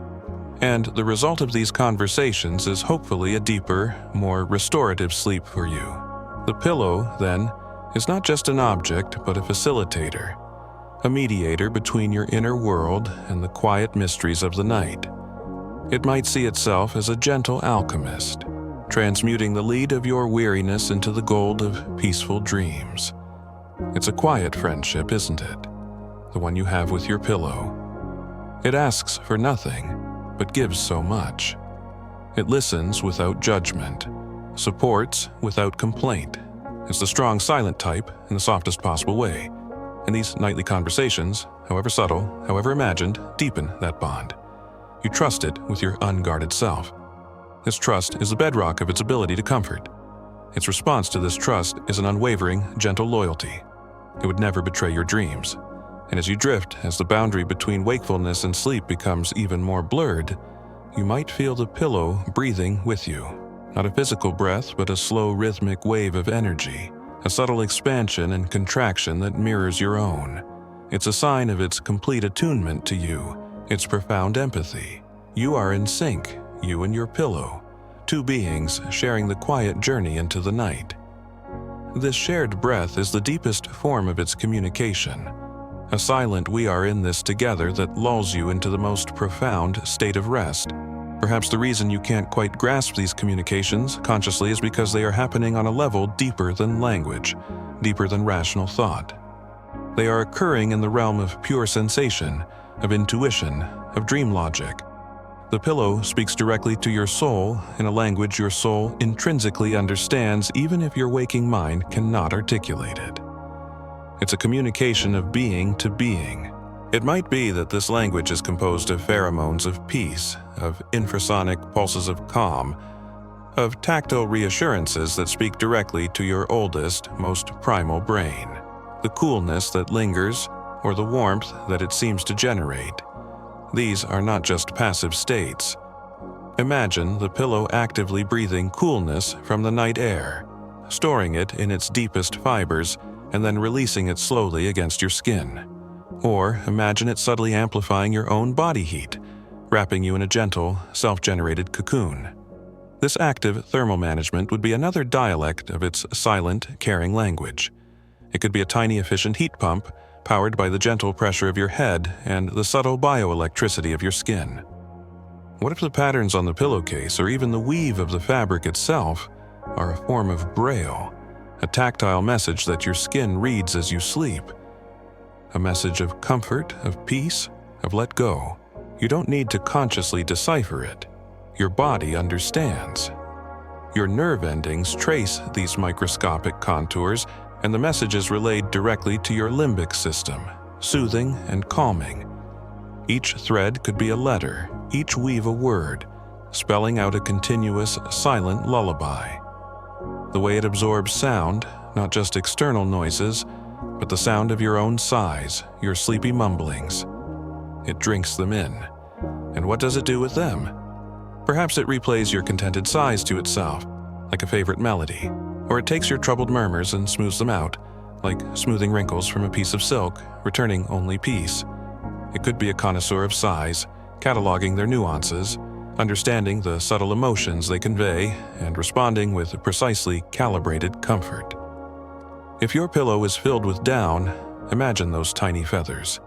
Each one once part of a living creature soaring in the sky. Do they retain a cellular memory of flight, of freedom, of the vastness of the heavens? And do they whisper these memories to you, encouraging your dreams to take wing, to explore boundless realms? The collective rustle of those feathers could be the sound of 1,000 tiny wings, preparing to carry your consciousness on its nightly journey. Perhaps they even dream their own tiny bird dreams of wind and clouds, and these dreams subtly color yours.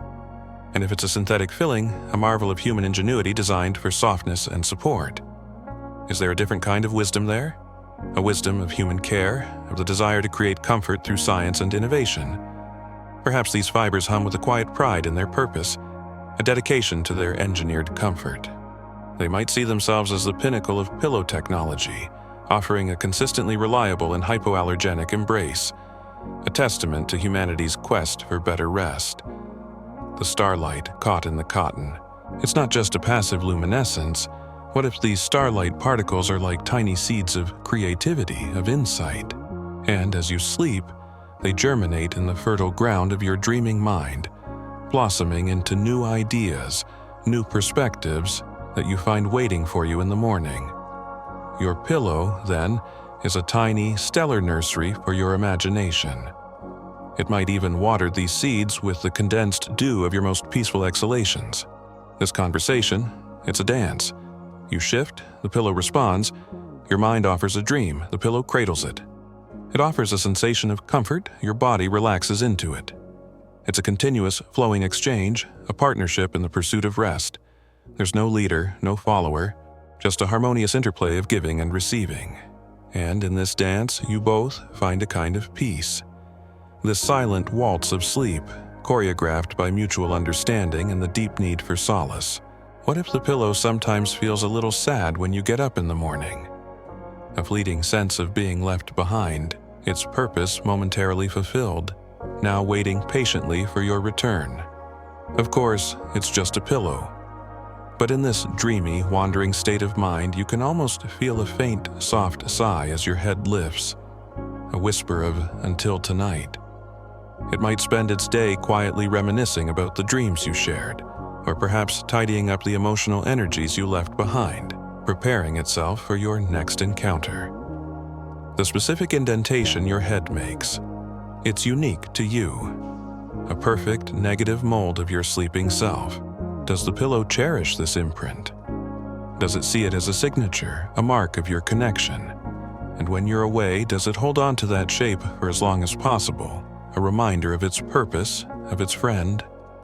Perhaps it tries to memorize the exact contours, the precise distribution of weight, so it can welcome you back with an even more perfectly customized embrace. This silent language of comfort, this exchange of dreams and thoughts, it doesn't require belief to function. It just is. Whether you consciously acknowledge your pillow as a secret philosopher or not, it continues its soft work, its quiet ministry of comfort. But perhaps, just perhaps, by opening your mind to the possibility, you allow yourself to receive its gifts more fully, to participate more consciously in this gentle, nightly conversation. Your awareness might even amplify its comforting properties, creating a feedback loop of deepening peace. And so you drift, held in this soft, knowing embrace. The conversations continue unspoken, unfelt by the busy conscious mind, but understood in the deeper currents of your being. The cotton whispers its ancient secrets, the starlight shares its distant wisdom, and your pillow, your faithful, silent philosopher, orchestrates this gentle symphony of rest just for you. It's a lullaby woven from silence, texture, and the faint ethereal light of a billion sleeping dreams. Your mind, now thoroughly softened by these gentle musings about your pillow, begins to expand its sleepy curiosity outwards, like ripples spreading in a still moonlit pond. If your pillow, this humble rectangle of comfort, can possess such a quiet philosophical depth, what about the other objects in your room? The ones that share this nightly vigil with you? Could they too be part of a silent council, a secret society of comforting presences, with your pillow perhaps as the gentle, yielding chairperson? You feel the weight of your blanket, a soft pressure that speaks of security, of being tucked in. Is it in quiet agreement with the pillow's tenets of yielding and acceptance? Or does it offer its own distinct philosophy, perhaps one of gentle containment, of protective embrace? The blanket, or the duvet, it drapes over you, conforming to your shape, much like the pillow. But its role is different. It's about coverage, about warmth, about a sense of being shielded. Its philosophy might be one of sanctuary. Under here, it seems to whisper, you are safe, the world can wait. It's a soft fortress against the night, against the chill, against the unknown. What if the threads of your blanket are woven with ancient spells of protection, not dramatic incantations, but subtle, comforting charms that ward off unsettling dreams and soothe restless spirits? Each stitch a tiny knot of peace, each fiber a strand of gentle guardianship.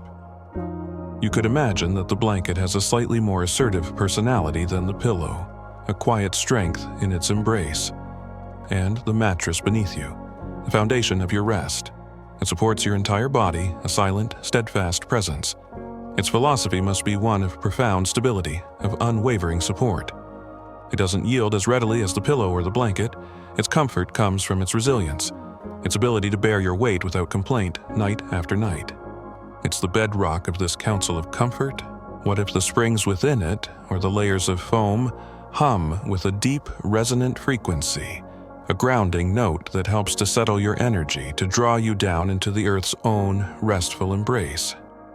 Perhaps the mattress sees itself as the wise elder of the group, offering a firm but gentle wisdom, a reminder of the importance of a solid foundation. It might even have a faint geological memory, if its components were once part of the earth, remembering the slow, patient wisdom of stone and soil. Your bedside table. It stands guard, doesn't it? Holding your lamp, your book, a glass of water. It's a practical, reliable servant. Its philosophy might be one of readiness, of quiet service. I am here, holding what you need, for when you need it. It doesn't offer the same soft comfort as the bedding, but its presence is reassuring. It's an outpost of the waking world, a familiar landmark on the shores of sleep. What if the wood it's made from still remembers the forest, the rustle of leaves, the slow passage of seasons? And it offers this quiet, steady, tree-like presence as its form of comfort. Imagine its surface holds the faint, ghostly imprints of all the books that have rested there, absorbing a little of their stories, their wisdom, their adventures, and it subtly radiates this literary energy into the room. The curtains are blinds on your window. They are the gatekeepers, aren't they? Mediating the transition between the outside world and your inner sanctum. During the day, they might be open, letting in light and life. At night, they close, creating a sense of privacy, of enclosure. Their philosophy could be one of discernment, of knowing when to open and when to close, when to let the world in, and when to keep it at bay. They are the guardians of your threshold. What if the fabric of the curtains has absorbed the moonlight on countless nights, and it now re-radiates that soft, calming glow, even when they are closed, creating a subtle, ethereal ambiance in the room? They might even whisper stories to each other, stories of the moon and the stars they've witnessed, their folds like the pages of a softly rustling book of night, and the lamp on your bedside table. Its philosophy is one of gentle illumination, of dispelling the deepest shadows, of offering a soft glow for reading or for navigating the room in the dark. It's a small, personal sun there at your command. When it's on, it offers clarity, focus. When it's off, it allows the deeper darkness, the darkness of rest, to prevail. It understands the balance. What if its light bulb, even when off, retains a tiny spark of potential light, a warm memory of its own incandescence, and this tiny spark contributes to the overall feeling of comfort and readiness in the room? It could be that the light it casts when on is specifically tuned to a frequency that promotes calm and eases the transition into sleep, a last gentle beacon before the voyage into dreams. Remember that floating teacup we imagined earlier in a different context? What if there's a real cup, perhaps the one you had your last drink from, sitting on your nightstand? Even empty, it holds the memory of warmth, of soothing liquid. Its philosophy might be one of simple refreshment, of quenching thirst, both literal and metaphorical. It's a humble member of the council, but its presence is a reminder of small comforts, of daily rituals that ground you. What if the ceramic it's made from has a memory of the earth, of fire, the elements that formed it, and it offers this elemental stability? The faint residue of tea or coffee might even release a subtle, comforting aroma, a ghostly reminder of a pleasant moment. The clothes you've discarded, perhaps in a soft pile on a chair. They hold the shape of your day, the faint scent of your activities. Now, at rest, they too seem to sigh with relief. Their philosophy might be one of release, of shedding the day's roles and responsibilities. They are symbols of your transition from the outer world to the inner. What if they are quietly conferring with each other? The shirt telling the trousers about its day, the socks whispering tales of their journey, all of them now sharing in the collective quiet of the room. They might even be subtly recharging themselves with the peaceful energy of the room, preparing for their duties tomorrow. And what about the very air in your room? It's an unseen member of this council, isn't it? It fills the spaces, carries the sounds, holds the temperature. Its philosophy is one of constant presence, of subtle influence.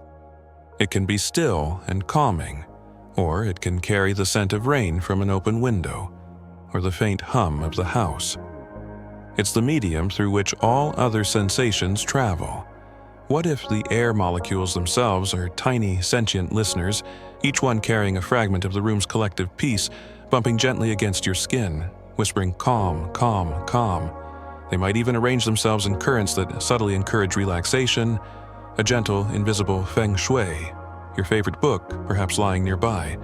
It's not just paper and ink, it's a portal to other worlds, other minds, other times. Its philosophy is one of story, of imagination, of escape, and of connection. Even closed, it radiates a certain energy, a promise of adventure or insight. It's a quiet companion, always ready to share its secrets. What if the characters in your favorite book, the ones you visited so often, feel like familiar spirits in the room, their presence adding to the sense of comfort and companionship?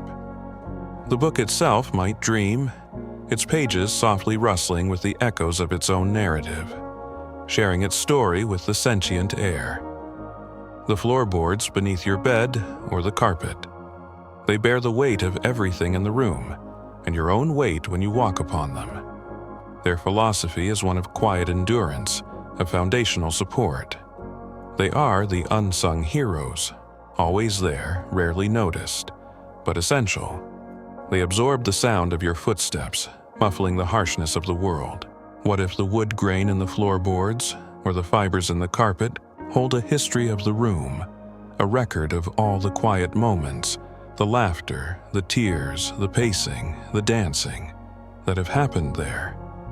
This deep, embedded history contributes to the room's unique atmosphere.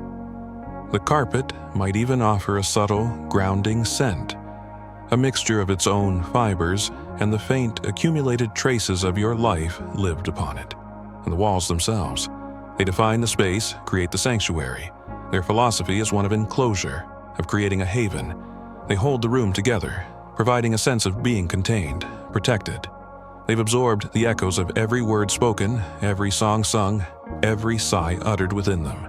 They are the silent witnesses, the keepers of the room's accumulated emotional resonance. What if the paint on the walls or the wallpaper has a subtle texture or pattern that, in the dim light, seems to shift and breathe, contributing to the dreamlike quality of the space? They might even subtly change color, becoming a shade warmer or cooler, depending on the overall mood of the room's occupants. This council of comfort, it's not a formal gathering. There are no meetings, no minutes taken. It's a confederacy of quiet agreement, a shared intention to create a space of peace for you. Your pillow, with its philosophy of yielding softness, might be the most vocal in its own silent way, but the blanket's protective embrace, the mattress's steadfast support, the nightstand's ready service, the curtain's gentle guardianship, they all play their part. They create a symphony of solace, each instrument contributing its unique note to the overall harmony of rest. You might imagine them all subtly facing you, like a council of benevolent elders, their collective attention focused on your well-being. What if they communicate with each other when you're not there, or when you're deeply asleep? The pillow might share the nature of your dreams with the blanket, so the blanket knows whether to offer a little extra warmth or a looser drape. The nightstand might report to the lamp that you were reading late, suggesting the lamp offer an especially soft glow in the morning.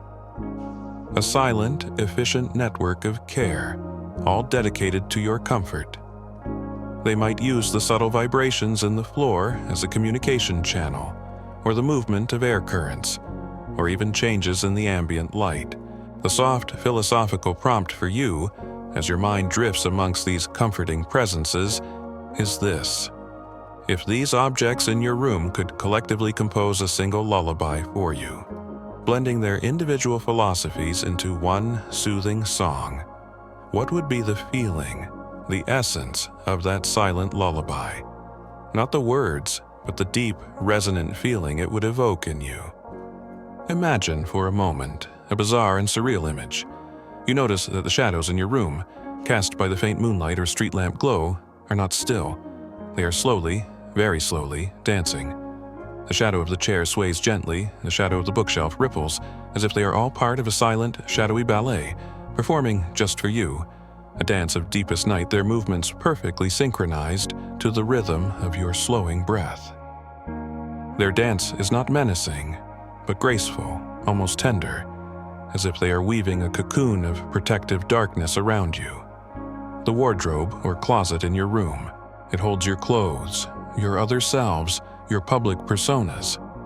At night, with its doors closed, it represents the resting of these roles. Its philosophy might be one of quiet storage, of holding potential. It's where your daily costumes are put away, allowing your unadorned self to emerge for rest. What if, behind its closed doors, your clothes are having quiet conversations, sharing stories of their day, or perhaps even dreaming of the adventures they'll have when you wear them next? The hangers might be sighing softly, glad for the respite from their daytime duties. Even a wastepaper basket, tucked in a corner. It holds the discarded, the unwanted. Its philosophy is one of acceptance and release, of making space for the new by letting go of the old. A humble but necessary role. It doesn't judge what it receives, it just holds it quietly. What if it's a tiny, benevolent black hole for minor annoyances, sucking them in and neutralizing them so they don't clutter your dreams? Its contents, the crumpled papers, might be whispering their last, faded messages before dissolving into oblivion. A plant, if you have one in your room. It's a living member of this council, quietly respiring, sharing its life force with the space. Its philosophy is one of slow growth, of quiet aspiration towards the light, of patient unfolding. It brings a touch of nature's own peace into your sanctuary. What if its leaves are subtly adjusting their position throughout the night, trying to catch the faintest starlight, or perhaps even listening to the rhythm of your breathing, and offering a silent, leafy blessing in return? It might even release a specific phytoncide, a natural calming compound to enhance your sleep. And what about the objects from your childhood that might still be in your room? An old teddy bear, a faded photograph, a treasured trinket. These hold powerful emotional resonance. Their philosophy is one of loyalty, of enduring connection, of the comfort of the familiar past. They are the anchors to your personal history, reminding you of where you've come from. They whisper stories of innocence and simpler times. What if that old teddy bear propped on a shelf still considers itself your guardian, its button eyes keeping a steadfast, loving watch, its worn fur radiating decades of absorbed comfort? It might even have faint, dreamlike conversations with your pillow about the old days, the very dust motes drifting in a moonbeam. If one happens to penetrate the curtains, they are usually invisible, but in the light they dance. Their philosophy is one of ephemeral beauty, of the unnoticed, of the constant, gentle settling of time. They are tiny particles of everything, swirling together in a silent ballet. What if each dust mote is a tiny speck of history, a fragment of a past moment, and their dance is a visual representation of time itself flowing softly through your room? They might even carry tiny forgotten dreams on their surfaces, releasing them into the air as they drift. The artwork on your walls, if you have any. A painting, a poster, a photograph. It's a window to another vision, another sensibility. Its philosophy is one of beauty, of expression, of a captured moment or idea. It offers a silent commentary, a splash of color or a stark image that subtly influences the mood of the room. What if the figures in the painting, or the landscape depicted, come alive in a very subtle way when you're asleep, their painted eyes following your dreams, their scenic vistas offering silent pathways for your slumbering mind to explore? The frame itself might hum with the artistic energy captured within. The counsel works in harmony. The mattress provides the foundation, the pillow the yielding softness for your head, the blanket the warm embrace. The nightstand serves, the curtains protect, the lamp offers its gentle light. Each one contributes its unique quality, and together they create a holistic environment of rest. It's a beautiful, unspoken collaboration. You could imagine them having a kind of sensory map of your comfort, each one knowing its precise role in maintaining the overall peace of your sleep space, adjusting its output in real time based on the feedback from the others, and the silence they collectively create. It's not just an absence of noise, it's a curated silence. The soft materials absorb sound, the solid objects provide a sense of stillness. It's a silence that allows your mind to unfurl, to release its grip on the day. This profound quiet is perhaps their greatest collective gift. It's as if they all agree to hold their breath so that you can breathe more easily, more deeply. This silence is their shared song, their unified offering. What if they have a sense of your emotional state even before you enter the room? They feel your approach, your tiredness, your stress, or your contentment, and they subtly adjust the room's atmosphere in anticipation. The air might become a little cooler, the shadows a little softer, the overall feeling a little more welcoming, all orchestrated by this silent counsel. They might do this by subtly shifting their own energetic vibrations, a collective tuning fork adjusting to your needs. Consider the materials they are made from: wood, cotton, metal, glass, synthetic fibers. Each material has its own history, its own intrinsic properties. The wood remembers the tree, the cotton the field, the metal the earth it was mined from, the glass the sand and fire. These elemental memories contribute to their philosophical weight, their silent wisdom. The glass of your water cup might remember being molten, fluid, and thus understand the nature of transformation, subtly encouraging your mind to be flexible. The metal in your lamp might remember the strength of the Earth's core, offering a sense of stability. This idea of a council of comfort, it's a way of acknowledging the profound effect our environment has on us, especially in our most vulnerable state. These objects are not just passive stage dressing for our lives, they are active participants in our well-being, especially when we consciously or unconsciously imbue them with these roles. By imagining them as a council, you elevate their status, you acknowledge their contribution, you give them a voice, even if it's only in the quiet theater of your sleepy mind. And what if this council extends beyond your bedroom? What if your whole home is a larger council, with each room, each piece of furniture playing its part in your overall sense of sanctuary? The comfortable armchair in the living room, the sturdy kitchen table, the welcoming front door. They all have their own philosophies, their own ways of offering comfort and support. Your bedroom council is just the most intimate, the most focused on the sacred act of sleep. The armchair might offer the philosophy of contemplative rest, the kitchen table nourishing connection, the front door safe return. But here, in the bedroom, the mission is singular, to facilitate your journey into sleep, into dreams, into renewal, and every object in its own way is dedicated to this mission. The pillow might be the gentle leader, but it relies on the support of all the others. The blanket needs the mattress to support it. The lamp needs the nightstand to hold it. It's a beautiful system of interdependence, all focused on you. You could imagine a faint, invisible web of connection between all these objects, lines of light or energy, forming a complex, supportive geometry around your sleeping form. An open-ended question to let drift through your mind. If you could add one more object to this silent council of comfort in your room, an object that isn't there now, what would it be, and what unique philosophy or comfort would it bring?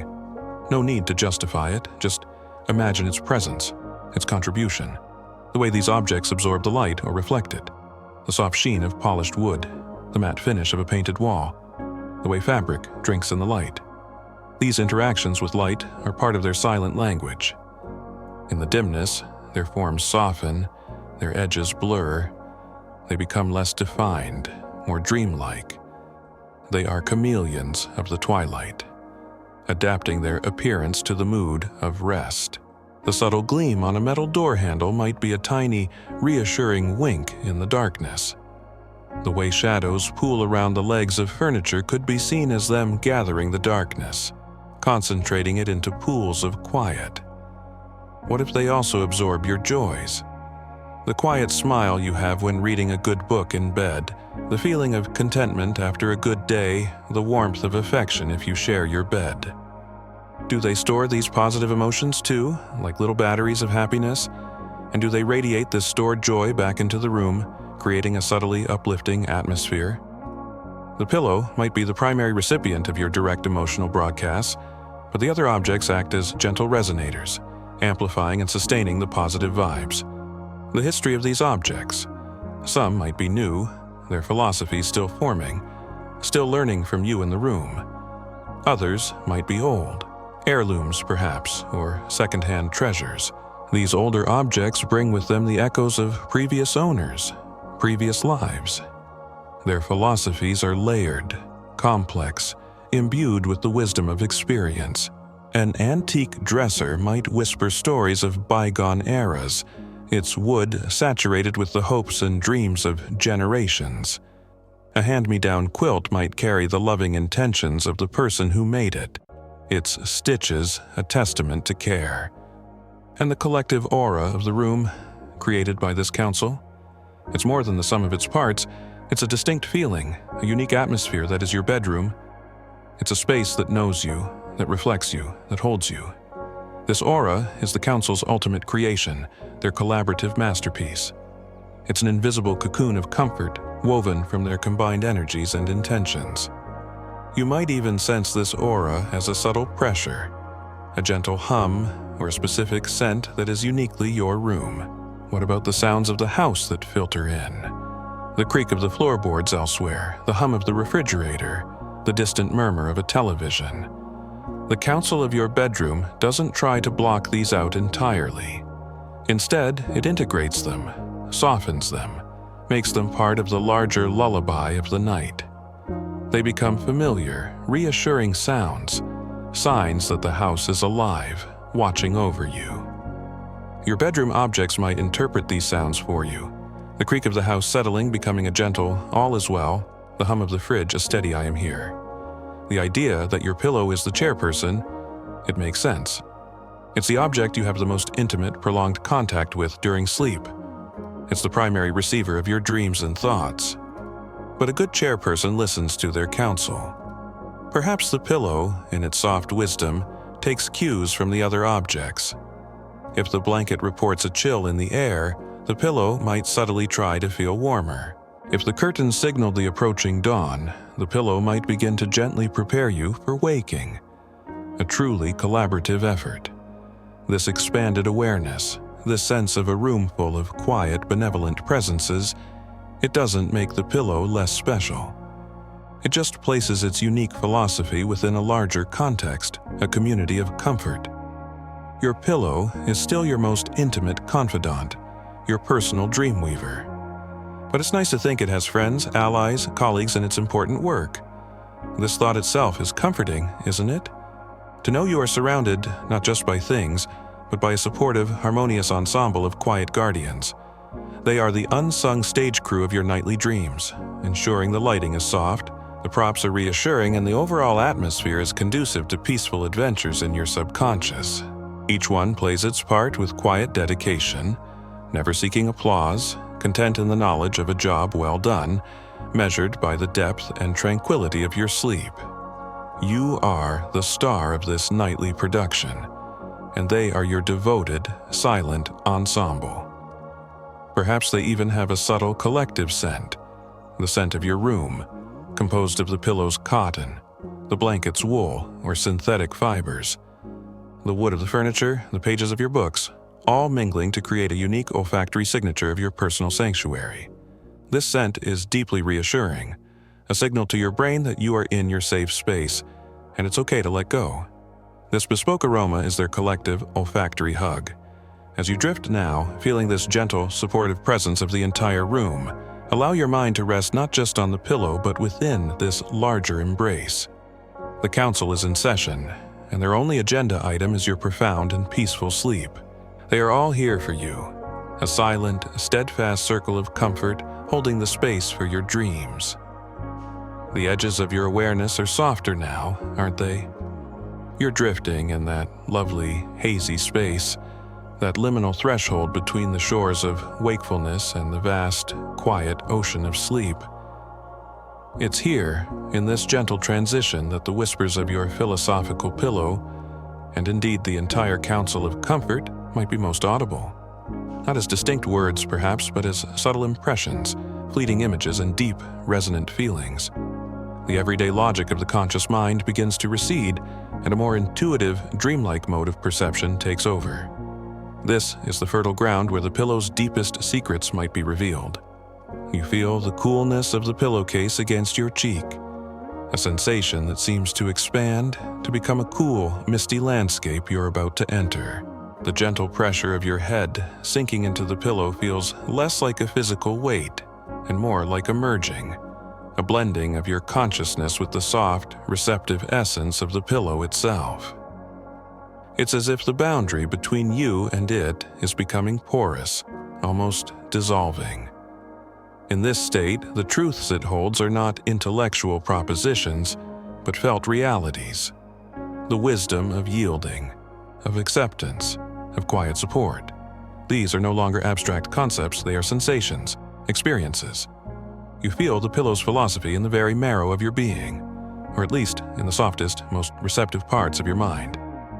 Imagine that this liminal space is like a calm, shallow lagoon, protected from the crashing waves of the open sea of deep sleep and the bustling activity of the waking shore.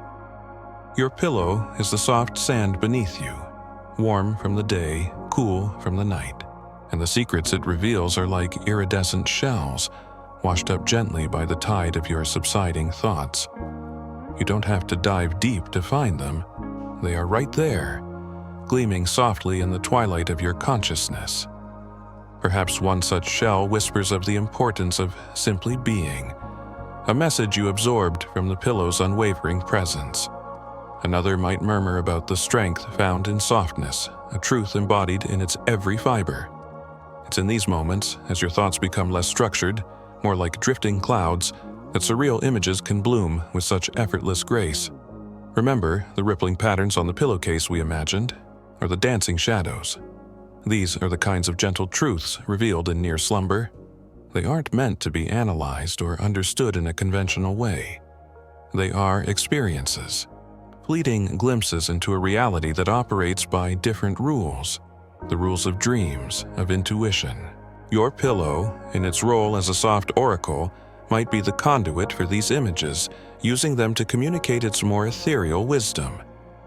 It might be that the pillow itself is dreaming with you, or just ahead of you, scouting the path into the deeper realms of sleep and sending back these gentle, guiding visions. What if the pillow has a specific frequency it broadcasts, a subtle vibration of peace that is perfectly attuned to this liminal state? When you're fully awake, you're too noisy to perceive it. When you're deeply asleep, you're too far gone. But here, in the in-between, you resonate with it. It's a hum of pure calm, a carrier wave for its silent philosophies. You might almost feel it, a gentle thrumming deep within the pillow, like the purr of a contented cat or the distant pulse of a sleeping star. This frequency might subtly adjust your brain waves, guiding them from the busy beta of wakefulness down through the relaxed alpha towards the theta waves of light sleep and dreaming. The echoes from the edge of sleep, they are often fragmented, elusive. You might catch a single word, a phrase, a melody, a vivid color, or just a profound feeling that has no name. These are like postcards from the subconscious, delivered via the soft mail service of your pillow. And the pillow doesn't just deliver them, it seems to curate them. It offers up the gentlest ones, the most soothing ones, as you hover here. It wants your descent into sleep to be as peaceful as possible. It could be that it filters out any jarring or anxious transmissions from your own mind, allowing only the serene echoes to reach your awareness in this delicate phase. Think about those moments when a solution to a problem, or a forgotten memory, or a new idea suddenly pops into your head just as you're about to fall asleep.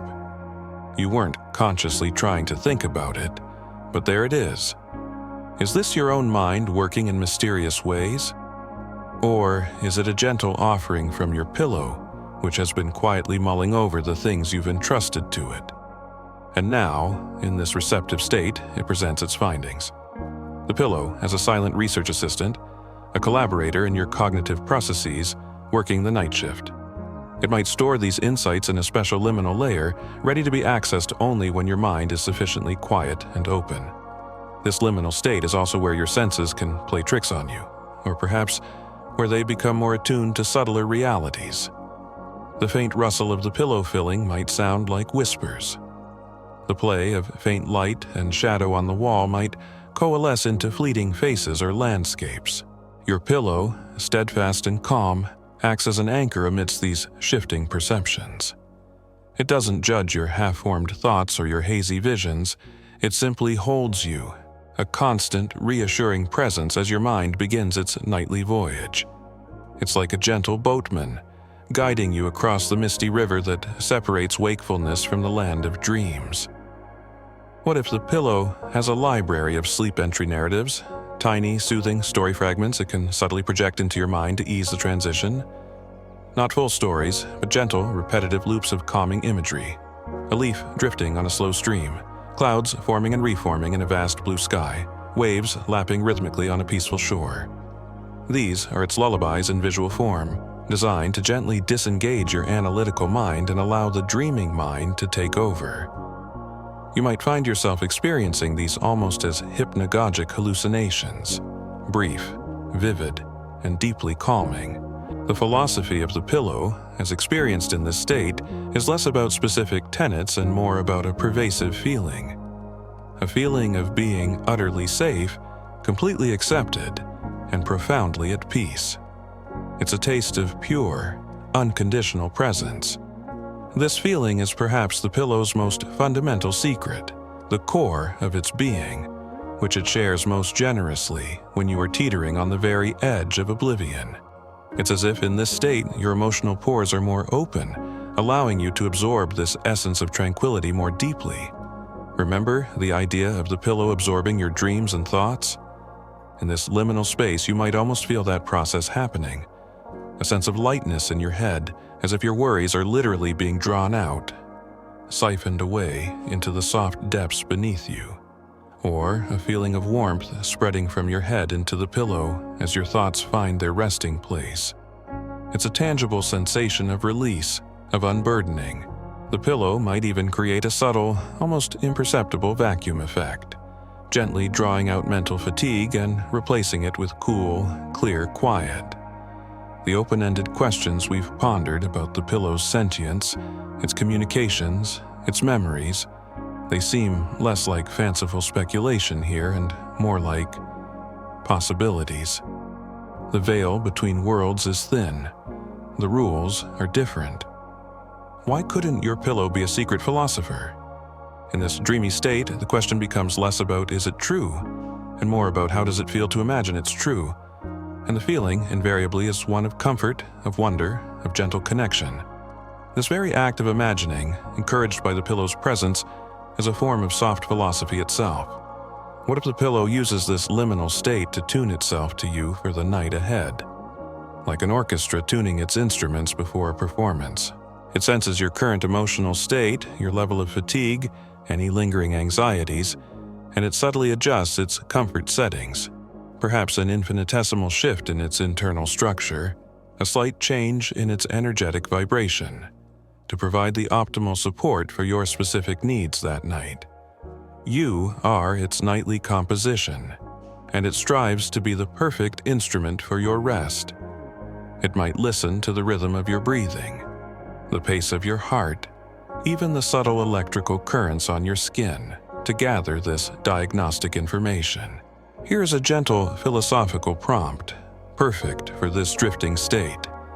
As you hover on the edge of sleep, if you could ask your pillow one question about the nature of dreams or the mystery of sleep, and receive an answer not in words, but as a pure, intuitive understanding, what would that question be? And what might that intuitive answer feel like? Let the question form slowly, like a bubble rising from the depth, and imagine the answer as a wave of sensation, a sudden, gentle knowing. The secrets revealed at the edge of sleep are often the simplest ones: the importance of letting go, the healing power of stillness, the comfort of a soft place. These are not complex intellectual breakthroughs, but deep, primal truths that your body and your soul understand instinctively. The pillow, in its profound simplicity, is a constant reminder of these fundamental wisdoms. It doesn't need to shout them, it embodies them. And in this receptive, near-sleep state, you are perfectly attuned to receive its silent teachings. You might feel these truths as a sense of profound rightness, a quiet yes resonating deep within you. Imagine, for a moment, this bizarre and surreal image. You sense that the individual threads of your pillowcase are not merely passive fabric, but are actually tiny, silken pathways. And you can feel your consciousness, like a minuscule traveler, gently exploring these pathways, which seem to lead into vast, soft inner landscapes within the pillow itself. Landscapes made of pure comfort, of endless downy clouds, of silent, starlit valleys. It's a journey into the very heart of softness. These pathways might even hum with a gentle, welcoming energy drawing you deeper into the pillow's embrace. What about the forgotten anxieties of the day? The little stresses that you thought you dealt with but that resurface as you try to relax. The pillow seems to act as a kind of anxiety buffer in this liminal state. It doesn't let them overwhelm you. It catches them, softens them, diffuses their sharp edges. It's like a gentle filter for your thoughts, allowing only the calmest ones to accompany you into sleep. You might feel these anxieties as little sparks or disturbances, and the pillow as a cool, damp cloth, gently extinguishing them. The memories that surface here, on the verge of sleep, are often different from your everyday recollections. They can be more vivid, more emotional, sometimes unexpectedly poignant or sweet. Does the pillow play a role in summoning these? Perhaps it senses a need for a particular kind of emotional comfort, and it gently nudges a corresponding memory to the surface. A happy childhood moment, a feeling of past triumph, the warmth of a loving embrace. It's like a curator of your emotional archives, selecting just the right memory to soothe or uplift you as you drift off. It might even flavor these memories with a subtle sense of peace, removing any lingering bittersweetness. The physical sensations become heightened, yet softened. The coolness of the pillow is not just cool, it's a vast, cool expanse. The softness is not just soft, it's an infinite yielding. Your sense of proportion can shift. Your body might feel incredibly light, as if you could float away, or wonderfully heavy, sinking into a profound state of relaxation. The pillow is your anchor and your launching pad in this shifting, sensory world. It's the constant point of reference in a landscape that is becoming increasingly fluid and dreamlike. It's the shore from which your dreamboat is about to depart. What if the pillow uses this liminal time to subtly detoxify your mind from the day's informational overload? All the data you've consumed, the conversations, the news, the screen time, it creates a kind of mental clutter.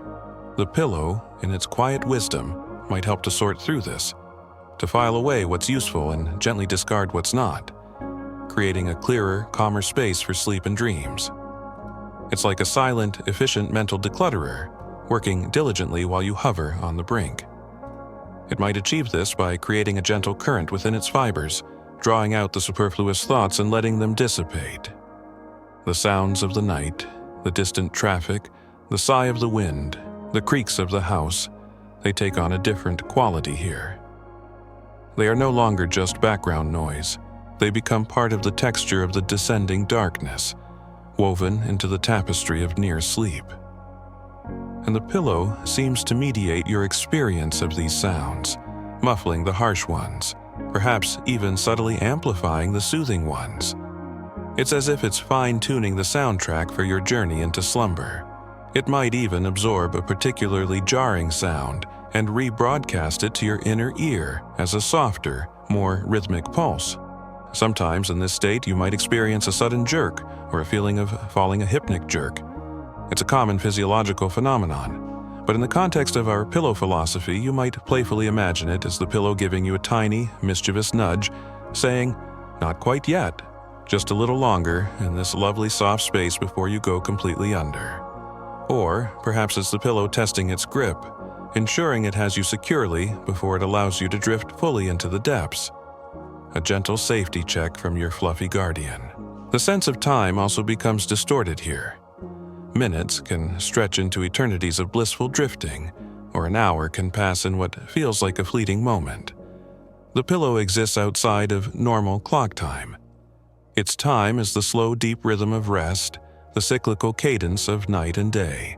And as you enter this liminal space, you begin to synchronize with pillow time, letting go of the urgent ticking of the waking world.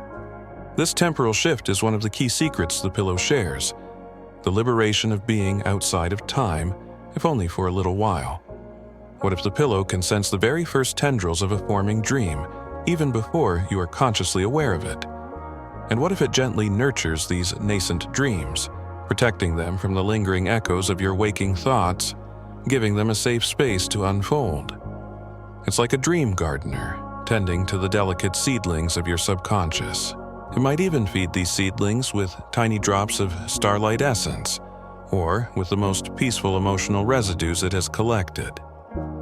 The boundary between your physical body and your mental state also blurs here.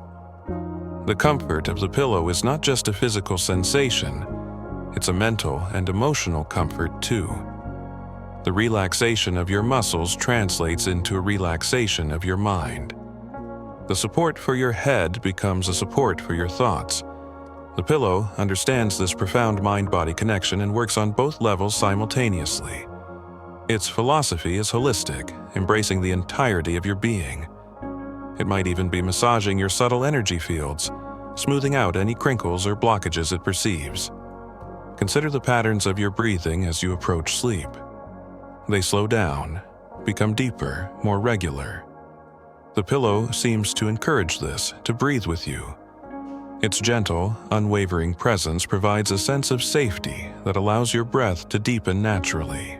This shared rhythm is a profound form of communication, a silent dialogue of peace. It's as if the pillow is teaching you the ancient yogic art of pranayama, simply by being itself and by inviting you to rest upon it. It might even subtly absorb any excess carbon dioxide around your face, ensuring your breath remains fresh and calming. The secrets the pillow reveals are not always grand or cosmic. Sometimes they are very small, very personal. A sudden feeling of gratitude for a simple pleasure, a moment of self-acceptance, a quiet sense of hope for tomorrow. These are the gentle truths that blossom in the fertile soil of near slumber, nurtured by the pillow's comforting presence.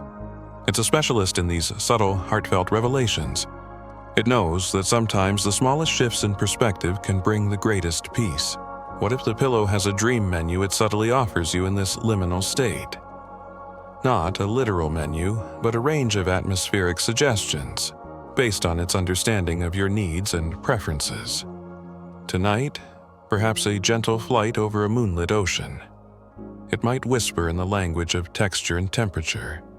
Or, how about a peaceful walk through a silent, ancient forest? It nudges your nascent dream self towards the most nourishing and restorative nocturnal adventures. It might do this by releasing incredibly subtle scent cues, each associated with a different dreamscape. The last thoughts of the day, as they fade, often have a special quality. They are less defended, more honest. The pillow is the trusted confidant for these final, vulnerable whisperings of the waking mind. It receives them without judgment, absorbing them into its soft depths and perhaps transforming them into the seeds of your first dreams. It's the gentle ferryman, carrying your last conscious thoughts across the river into the land of Nod. It might even label these thoughts with the tiny tag of "to be processed by Dream Committee" before filing them away. The feeling of your eyelashes brushing against the pillowcase. Such a tiny, delicate sensation. Yet, in this heightened state of awareness, it can feel incredibly profound. It's a little signal of surrender, of eyes closing, of the world being shut out. The pillow receives this gentle touch as a confirmation. Yes, you are ready. Let go now. Each flutter of your lashes is like a tiny signature on the sleep contract. The transition from "I am lying on my pillow" to "I am dreaming" is often seamless, imperceptible. The pillow facilitates this smooth passage. It's the gentle slope, the soft runway, that allows your consciousness to take flight with such ease. One moment you are aware of its comforting presence, the next you are somewhere else entirely, and the pillow is just a forgotten physical anchor. This seamlessness is one of its greatest skills, a testament to its mastery of the art of sleep induction. It's like an expert hypnotist, its soft suggestions leading you effortlessly into a trance. And if you happen to hover in this liminal state for a while, perhaps due to restlessness or an overactive mind, the pillow remains patient. It doesn't rush you. It continues to offer its calm, steady support, its gentle invitations to let go. It understands that the journey to sleep is different each night. It's your steadfast companion, whether the passage is quick and easy or slow and meandering. It might even increase its calming output if it senses you're struggling, like a mother gently shushing a restless child. The faint, almost imperceptible scent of the pillow, that unique blend of fabric, detergent, you, becomes more prominent, more comforting in this state. It's an olfactory lullaby, a direct line to your emotional brain, signaling safety, familiarity, and the permission to sleep. This scent is a secret code, understood only by the deepest parts of you, unlocking the gates of slumber. It might be that this scent subtly changes, becoming even more soothing as your brainwaves slow and your body relaxes. The wisdom whispered here, at the edge of sleep, is often about acceptance. Acceptance of yourself, acceptance of the day that has passed, acceptance of the quiet unknown of the night ahead. The pillow, in its complete and utter acceptance of your head, your thoughts, your being, teaches this lesson by example.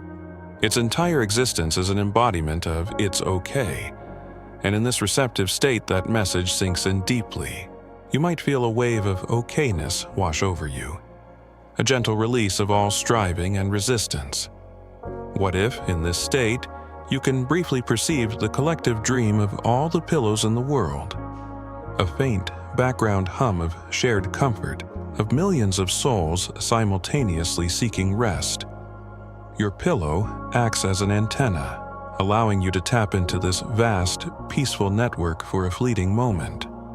A sense of universal kinship in the shared human need for sleep and solace.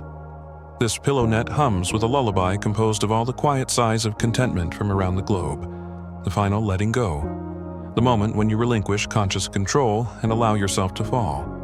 The pillow is there to catch you. It's the softest, safest landing place. This act of surrender facilitated by the pillow is the gateway to the deepest rest, the most profound renewal. And the pillow celebrates this moment, perhaps with a silent, feathery cheer, its mission for this phase accomplished, ready now to guard your dreams. It might even give a final, almost imperceptible tuck, ensuring you are perfectly settled for the journey ahead. The echoes from the edge of sleep are the pillow's parting gifts before you dive into the depths, its final, gentle reassurances. They are the softest whispers of its ancient, comforting philosophy, meant to linger with you as you cross the threshold into the true dark, the true quiet, the true mystery of sleep. They are the seamlessly woven threads between the world you are leaving and the world you are about to enter. And so, you drift further, surrendering completely now to the soft oracle beneath your head. The lagoon of liminal awareness has given way to the deeper currents, and you are floating in the vast, tranquil ocean of sleep itself. The philosophical musings, the gentle questions, they no longer require your active thought.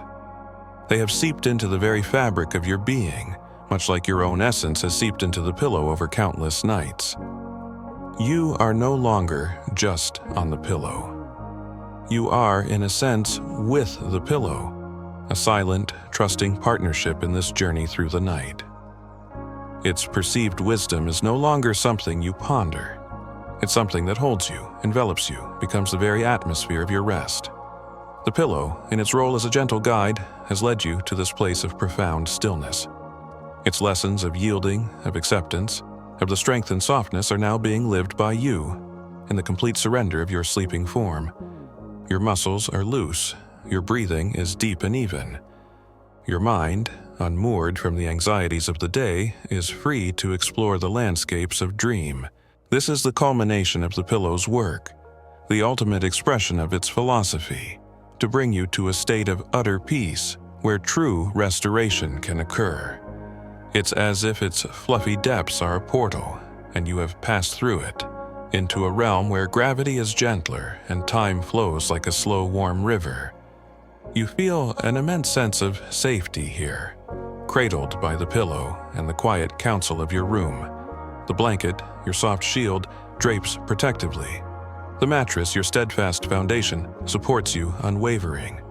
The darkness, once perhaps a source of apprehension, is now a comforting velvet cloak, embroidered with the distant, gentle light of stars, filtered through your eyelids or imagined by your quiescent mind. Your pillow, the soft oracle, is the epicenter of this peace, radiating a quiet confidence that all is well, that you are perfectly held. It might even be subtly broadcasting a field of tranquility, a silent, invisible bubble that encompasses your sleeping form, warding off any disturbances. What if, in this deep state, the pillow shares with you its most profound secrets, not through images or near-verbal thoughts, but through a direct transmission of feeling? A feeling of timelessness, of connection to something ancient and vast. Perhaps it shares its species' memory, the collective experience of all pillows throughout history, their eons of comforting sleepers, of absorbing dreams, of witnessing the silent turning of the ages. You might experience this as a sense of profound, unshakable calm, a peace that passes all understanding, a wisdom that needs no words. It could be a sensation of being connected to a lineage of rest, stretching back to the very first being that sought solace in a soft place. Remember the starlight we imagined, captured in its fibers? Perhaps now, in your deepest sleep, these starlight particles become more active, weaving intricate patterns of light and energy within your mind, guiding your dreams towards healing and insight. Or maybe they form a gentle, luminous bridge, connecting your individual consciousness to a wider cosmic awareness. Your pillow, then, is not just a comfort object, but a tiny personal observatory, allowing your soul to gaze upon the universe from a place of perfect safety. These inner constellations might subtly rearrange themselves to form maps of your own psyche, highlighting pathways to growth or understanding. The pillow, your soft oracle, doesn't offer predictions of the future or easy answers to complex problems. Its oracular wisdom is of a different kind. It's the wisdom of the present moment, of the deep restorative power of now. It's the wisdom of knowing that true strength comes from within, from the quiet wellspring of your own being, which is most accessible when you are in this state of profound rest. It guides you to your own inner oracle, the quiet voice of your deepest self. It might achieve this by creating a perfect null zone around your head, a space free from the psychic static of the everyday world, allowing your own intuition to resonate clearly. The bizarre and surreal images that sometimes flicker at the edges of deeper sleep, perhaps a landscape where the laws of physics are gently suspended, or conversation with an animal that speaks in riddles of pure feeling. These are not random neural firings. Could they be messages from the pillow's more whimsical, creative side? Gentle provocations to your imagination, reminders that reality is far more fluid and mysterious than your waking mind usually allows. Your pillow, the surrealist poet of your bedroom, offering you dream vignettes that stretch the boundaries of the possible. It might even collaborate with the dust motes, using them as tiny projection screens for these fleeting, fantastical images. What if the pillow, in this deep state of your sleep, undertakes a kind of psychic housekeeping on your behalf? It gently sorts through the emotional residue of your dreams, archiving the peaceful ones and neutralizing or composting the unsettling ones. It's like a dream gardener, weeding and tending the landscape of your subconscious, ensuring it remains a fertile ground for positive growth. You wake up feeling not just physically rested, but emotionally lighter, your inner world subtly tidied and refreshed, thanks to the diligent, unseen work of your soft companion. It might even polish your cherished memories, making them shine a little brighter in the repository of your mind, the quiet hum of the universe, the music of the spheres. Fanciful notions, perhaps, but in this state of deep surrender, you might almost feel you can hear it. A silent, harmonious vibration that underlies all existence. And your pillow, this humble object, acts as your personal tuning fork, helping you to resonate with that fundamental harmony. It aligns your energies, smooths out your dissonances, and helps you to find your own unique note in the cosmic symphony. This alignment is perhaps its most profound act of healing, its deepest oracular offering. It might be subtly vibrating at a frequency that mirrors the Earth's own Schumann resonance, grounding you in the planet's natural, calming rhythm. The philosophical prompt for this deep, drifting state is almost a non-prompt, a letting go of all questions. As you float in this profound peace, allow yourself to simply let the boundaries dissolve. Imagine that your pillow is now breathing with you, a slow, deep, tidal rhythm. With every inhalation, you draw in its essence of peace. With every exhalation, you release any remaining tension, any lingering fragments of worry, into its absorbent depths where they are gently dissolved. This shared breath is a profound communion, a merging of your being with the spirit of rest itself. It's a silent mantra, peace in, peace out, orchestrated by your faithful pillow. The air you exhale might even be subtly cleansed by the pillow, so the air you re-inhale is purer, calmer. What if the pillow has a dream library it allows you to access in your deepest sleep? Not just your own stored dreams, but a collective library of archetypal dreams, of universal human experiences encoded in symbolic form, and your dreaming mind can browse this library, selecting the narratives that will be most healing or insightful for you at this particular time. Your pillow, the wise librarian of the unconscious, guiding you to the stories your soul needs to hear. It might even leave bookmarks for you, subtle emotional cues that will lead you back to particularly resonant dream stories on future nights. The open-ended question, which requires no answer, just a gentle floating awareness. If the essence of your pillow, its softness, its yielding, its quiet support, could be distilled into a single color, a single sound, and a single scent, what would those be for you right now, in this moment of deep peace? Let the sensations arise naturally without effort. The surrender to this soft oracle is not a passive act, but an active trust. You have chosen to let go, to entrust your vulnerable, sleeping self to its care. And in this trust, there is a profound strength. It's a strength to be open, to be receptive, to allow yourself to be nurtured. Your pillow honors this trust with its unwavering, gentle vigilance. It's a sacred contract, renewed each night, written in the language of sighs and softness.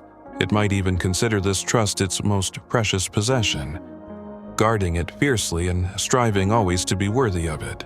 What if, during your deepest sleep, your pillow subtly recharges your capacity for empathy, for compassion, for love? It does this by bathing your sleeping mind in an atmosphere of pure, unconditional acceptance, the very qualities it embodies. You wake up not just rested, but with your heart a little softer, a little more open, ready to meet the new day with renewed kindness. The pillow as a silent teacher of the heart's virtues. It might do this by subtly amplifying the loving-kindness meditations you might have practiced, or by reflecting back to you the love you've given to others, magnified and purified. The silence now is profound. It's not just the absence of noise, it's the presence of a deep, resonant peace. It's the silence of the womb, the silence of deep space, the silence of a perfectly still mountain lake. Your pillow is the heart of this silence, the source from which it radiates. And in this silence, all healing, all renewal, all true rest is possible. It's a silence that speaks volumes, if you're quiet enough to hear it. It speaks of timelessness, of interconnectedness, of the gentle, persistent rhythm of life itself.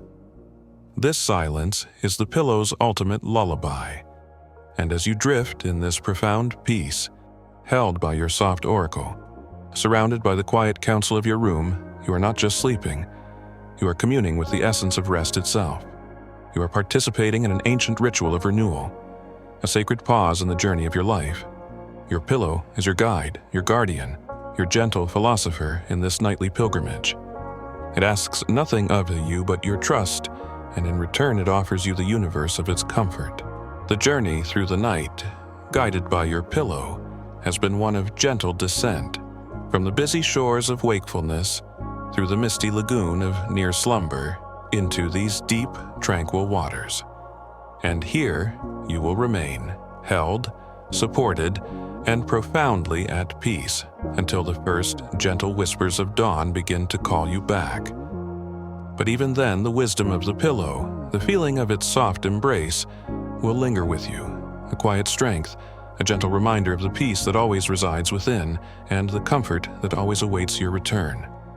Your pillow has shared its soul with you, and you, in your deepest sleep, have understood. The threads of starlight within it continue their silent, luminous work, weaving patterns of healing and insight through your dreams. The cotton fibers hum with ancient, vegetative wisdom, connecting you to the earth's slow rhythms. The very air within it seems to be purified, sanctified, an elixir of pure calm that you breathe in all night long. It is more than a pillow now. It is a sanctuary, a friend, a wise, soft presence that knows your deepest needs and meets them with an unwavering, gentle grace. You are utterly and completely at rest, cradled in the heart of its profound, philosophical softness. Sweet, soft, deep sleep. The wind down begins here as the deepest part of the night enfolds you. The rhythm of these words, too, will slow, stretching out, becoming softer, like the final gentle waves lapping on a far distant shore. The pillow's embrace is seamless now, a perfect extension of your own desire for peace. There is no separation, only a shared stillness, a boundless comfort. The soft oracle has delivered its gentlest, most profound truths, not in pronouncements, but in the pure, unadulterated experience of being held, being safe, being at rest. Each breath you take is a deeper descent into this ocean of calm. The pillow seems to breathe with you, a slow, silent, synchronous rhythm that dissolves all remaining tension, all lingering echoes of the world outside. There is only this moment, this breath, this profound softness. The council of comfort surrounding you maintains its gentle vigil, their collective presence a silent, unwavering hum of protection and peace.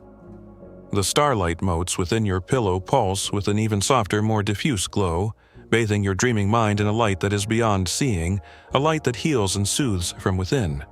The thoughts, if any, are like distant clouds, drifting far, far away on a slow, lazy current, requiring no attention, no engagement. You are pure sensation now, pure being, immersed in a field of absolute tranquility curated by the millennia of comforting wisdom held within the simple form of your pillow. It has shared its deepest secret, that peace is not something to be found, but something to surrender into, something that is always here, waiting, within the soft embrace of the present moment, held by the things that love us in their quiet, inanimate way. Let the last vestiges of awareness dissolve like sugar in warm water, sweetening the vastness of your sleep. There is nothing left to do, nothing to be except to rest, to be held, to be renewed. Your pillow, your faithful philosopher, your soft oracle will keep watch. It will hold the space for your dreams, for your healing, for the quiet miracle of your nightly rebirth. Surrender, drift, be, peaceful, soft, sleep, now.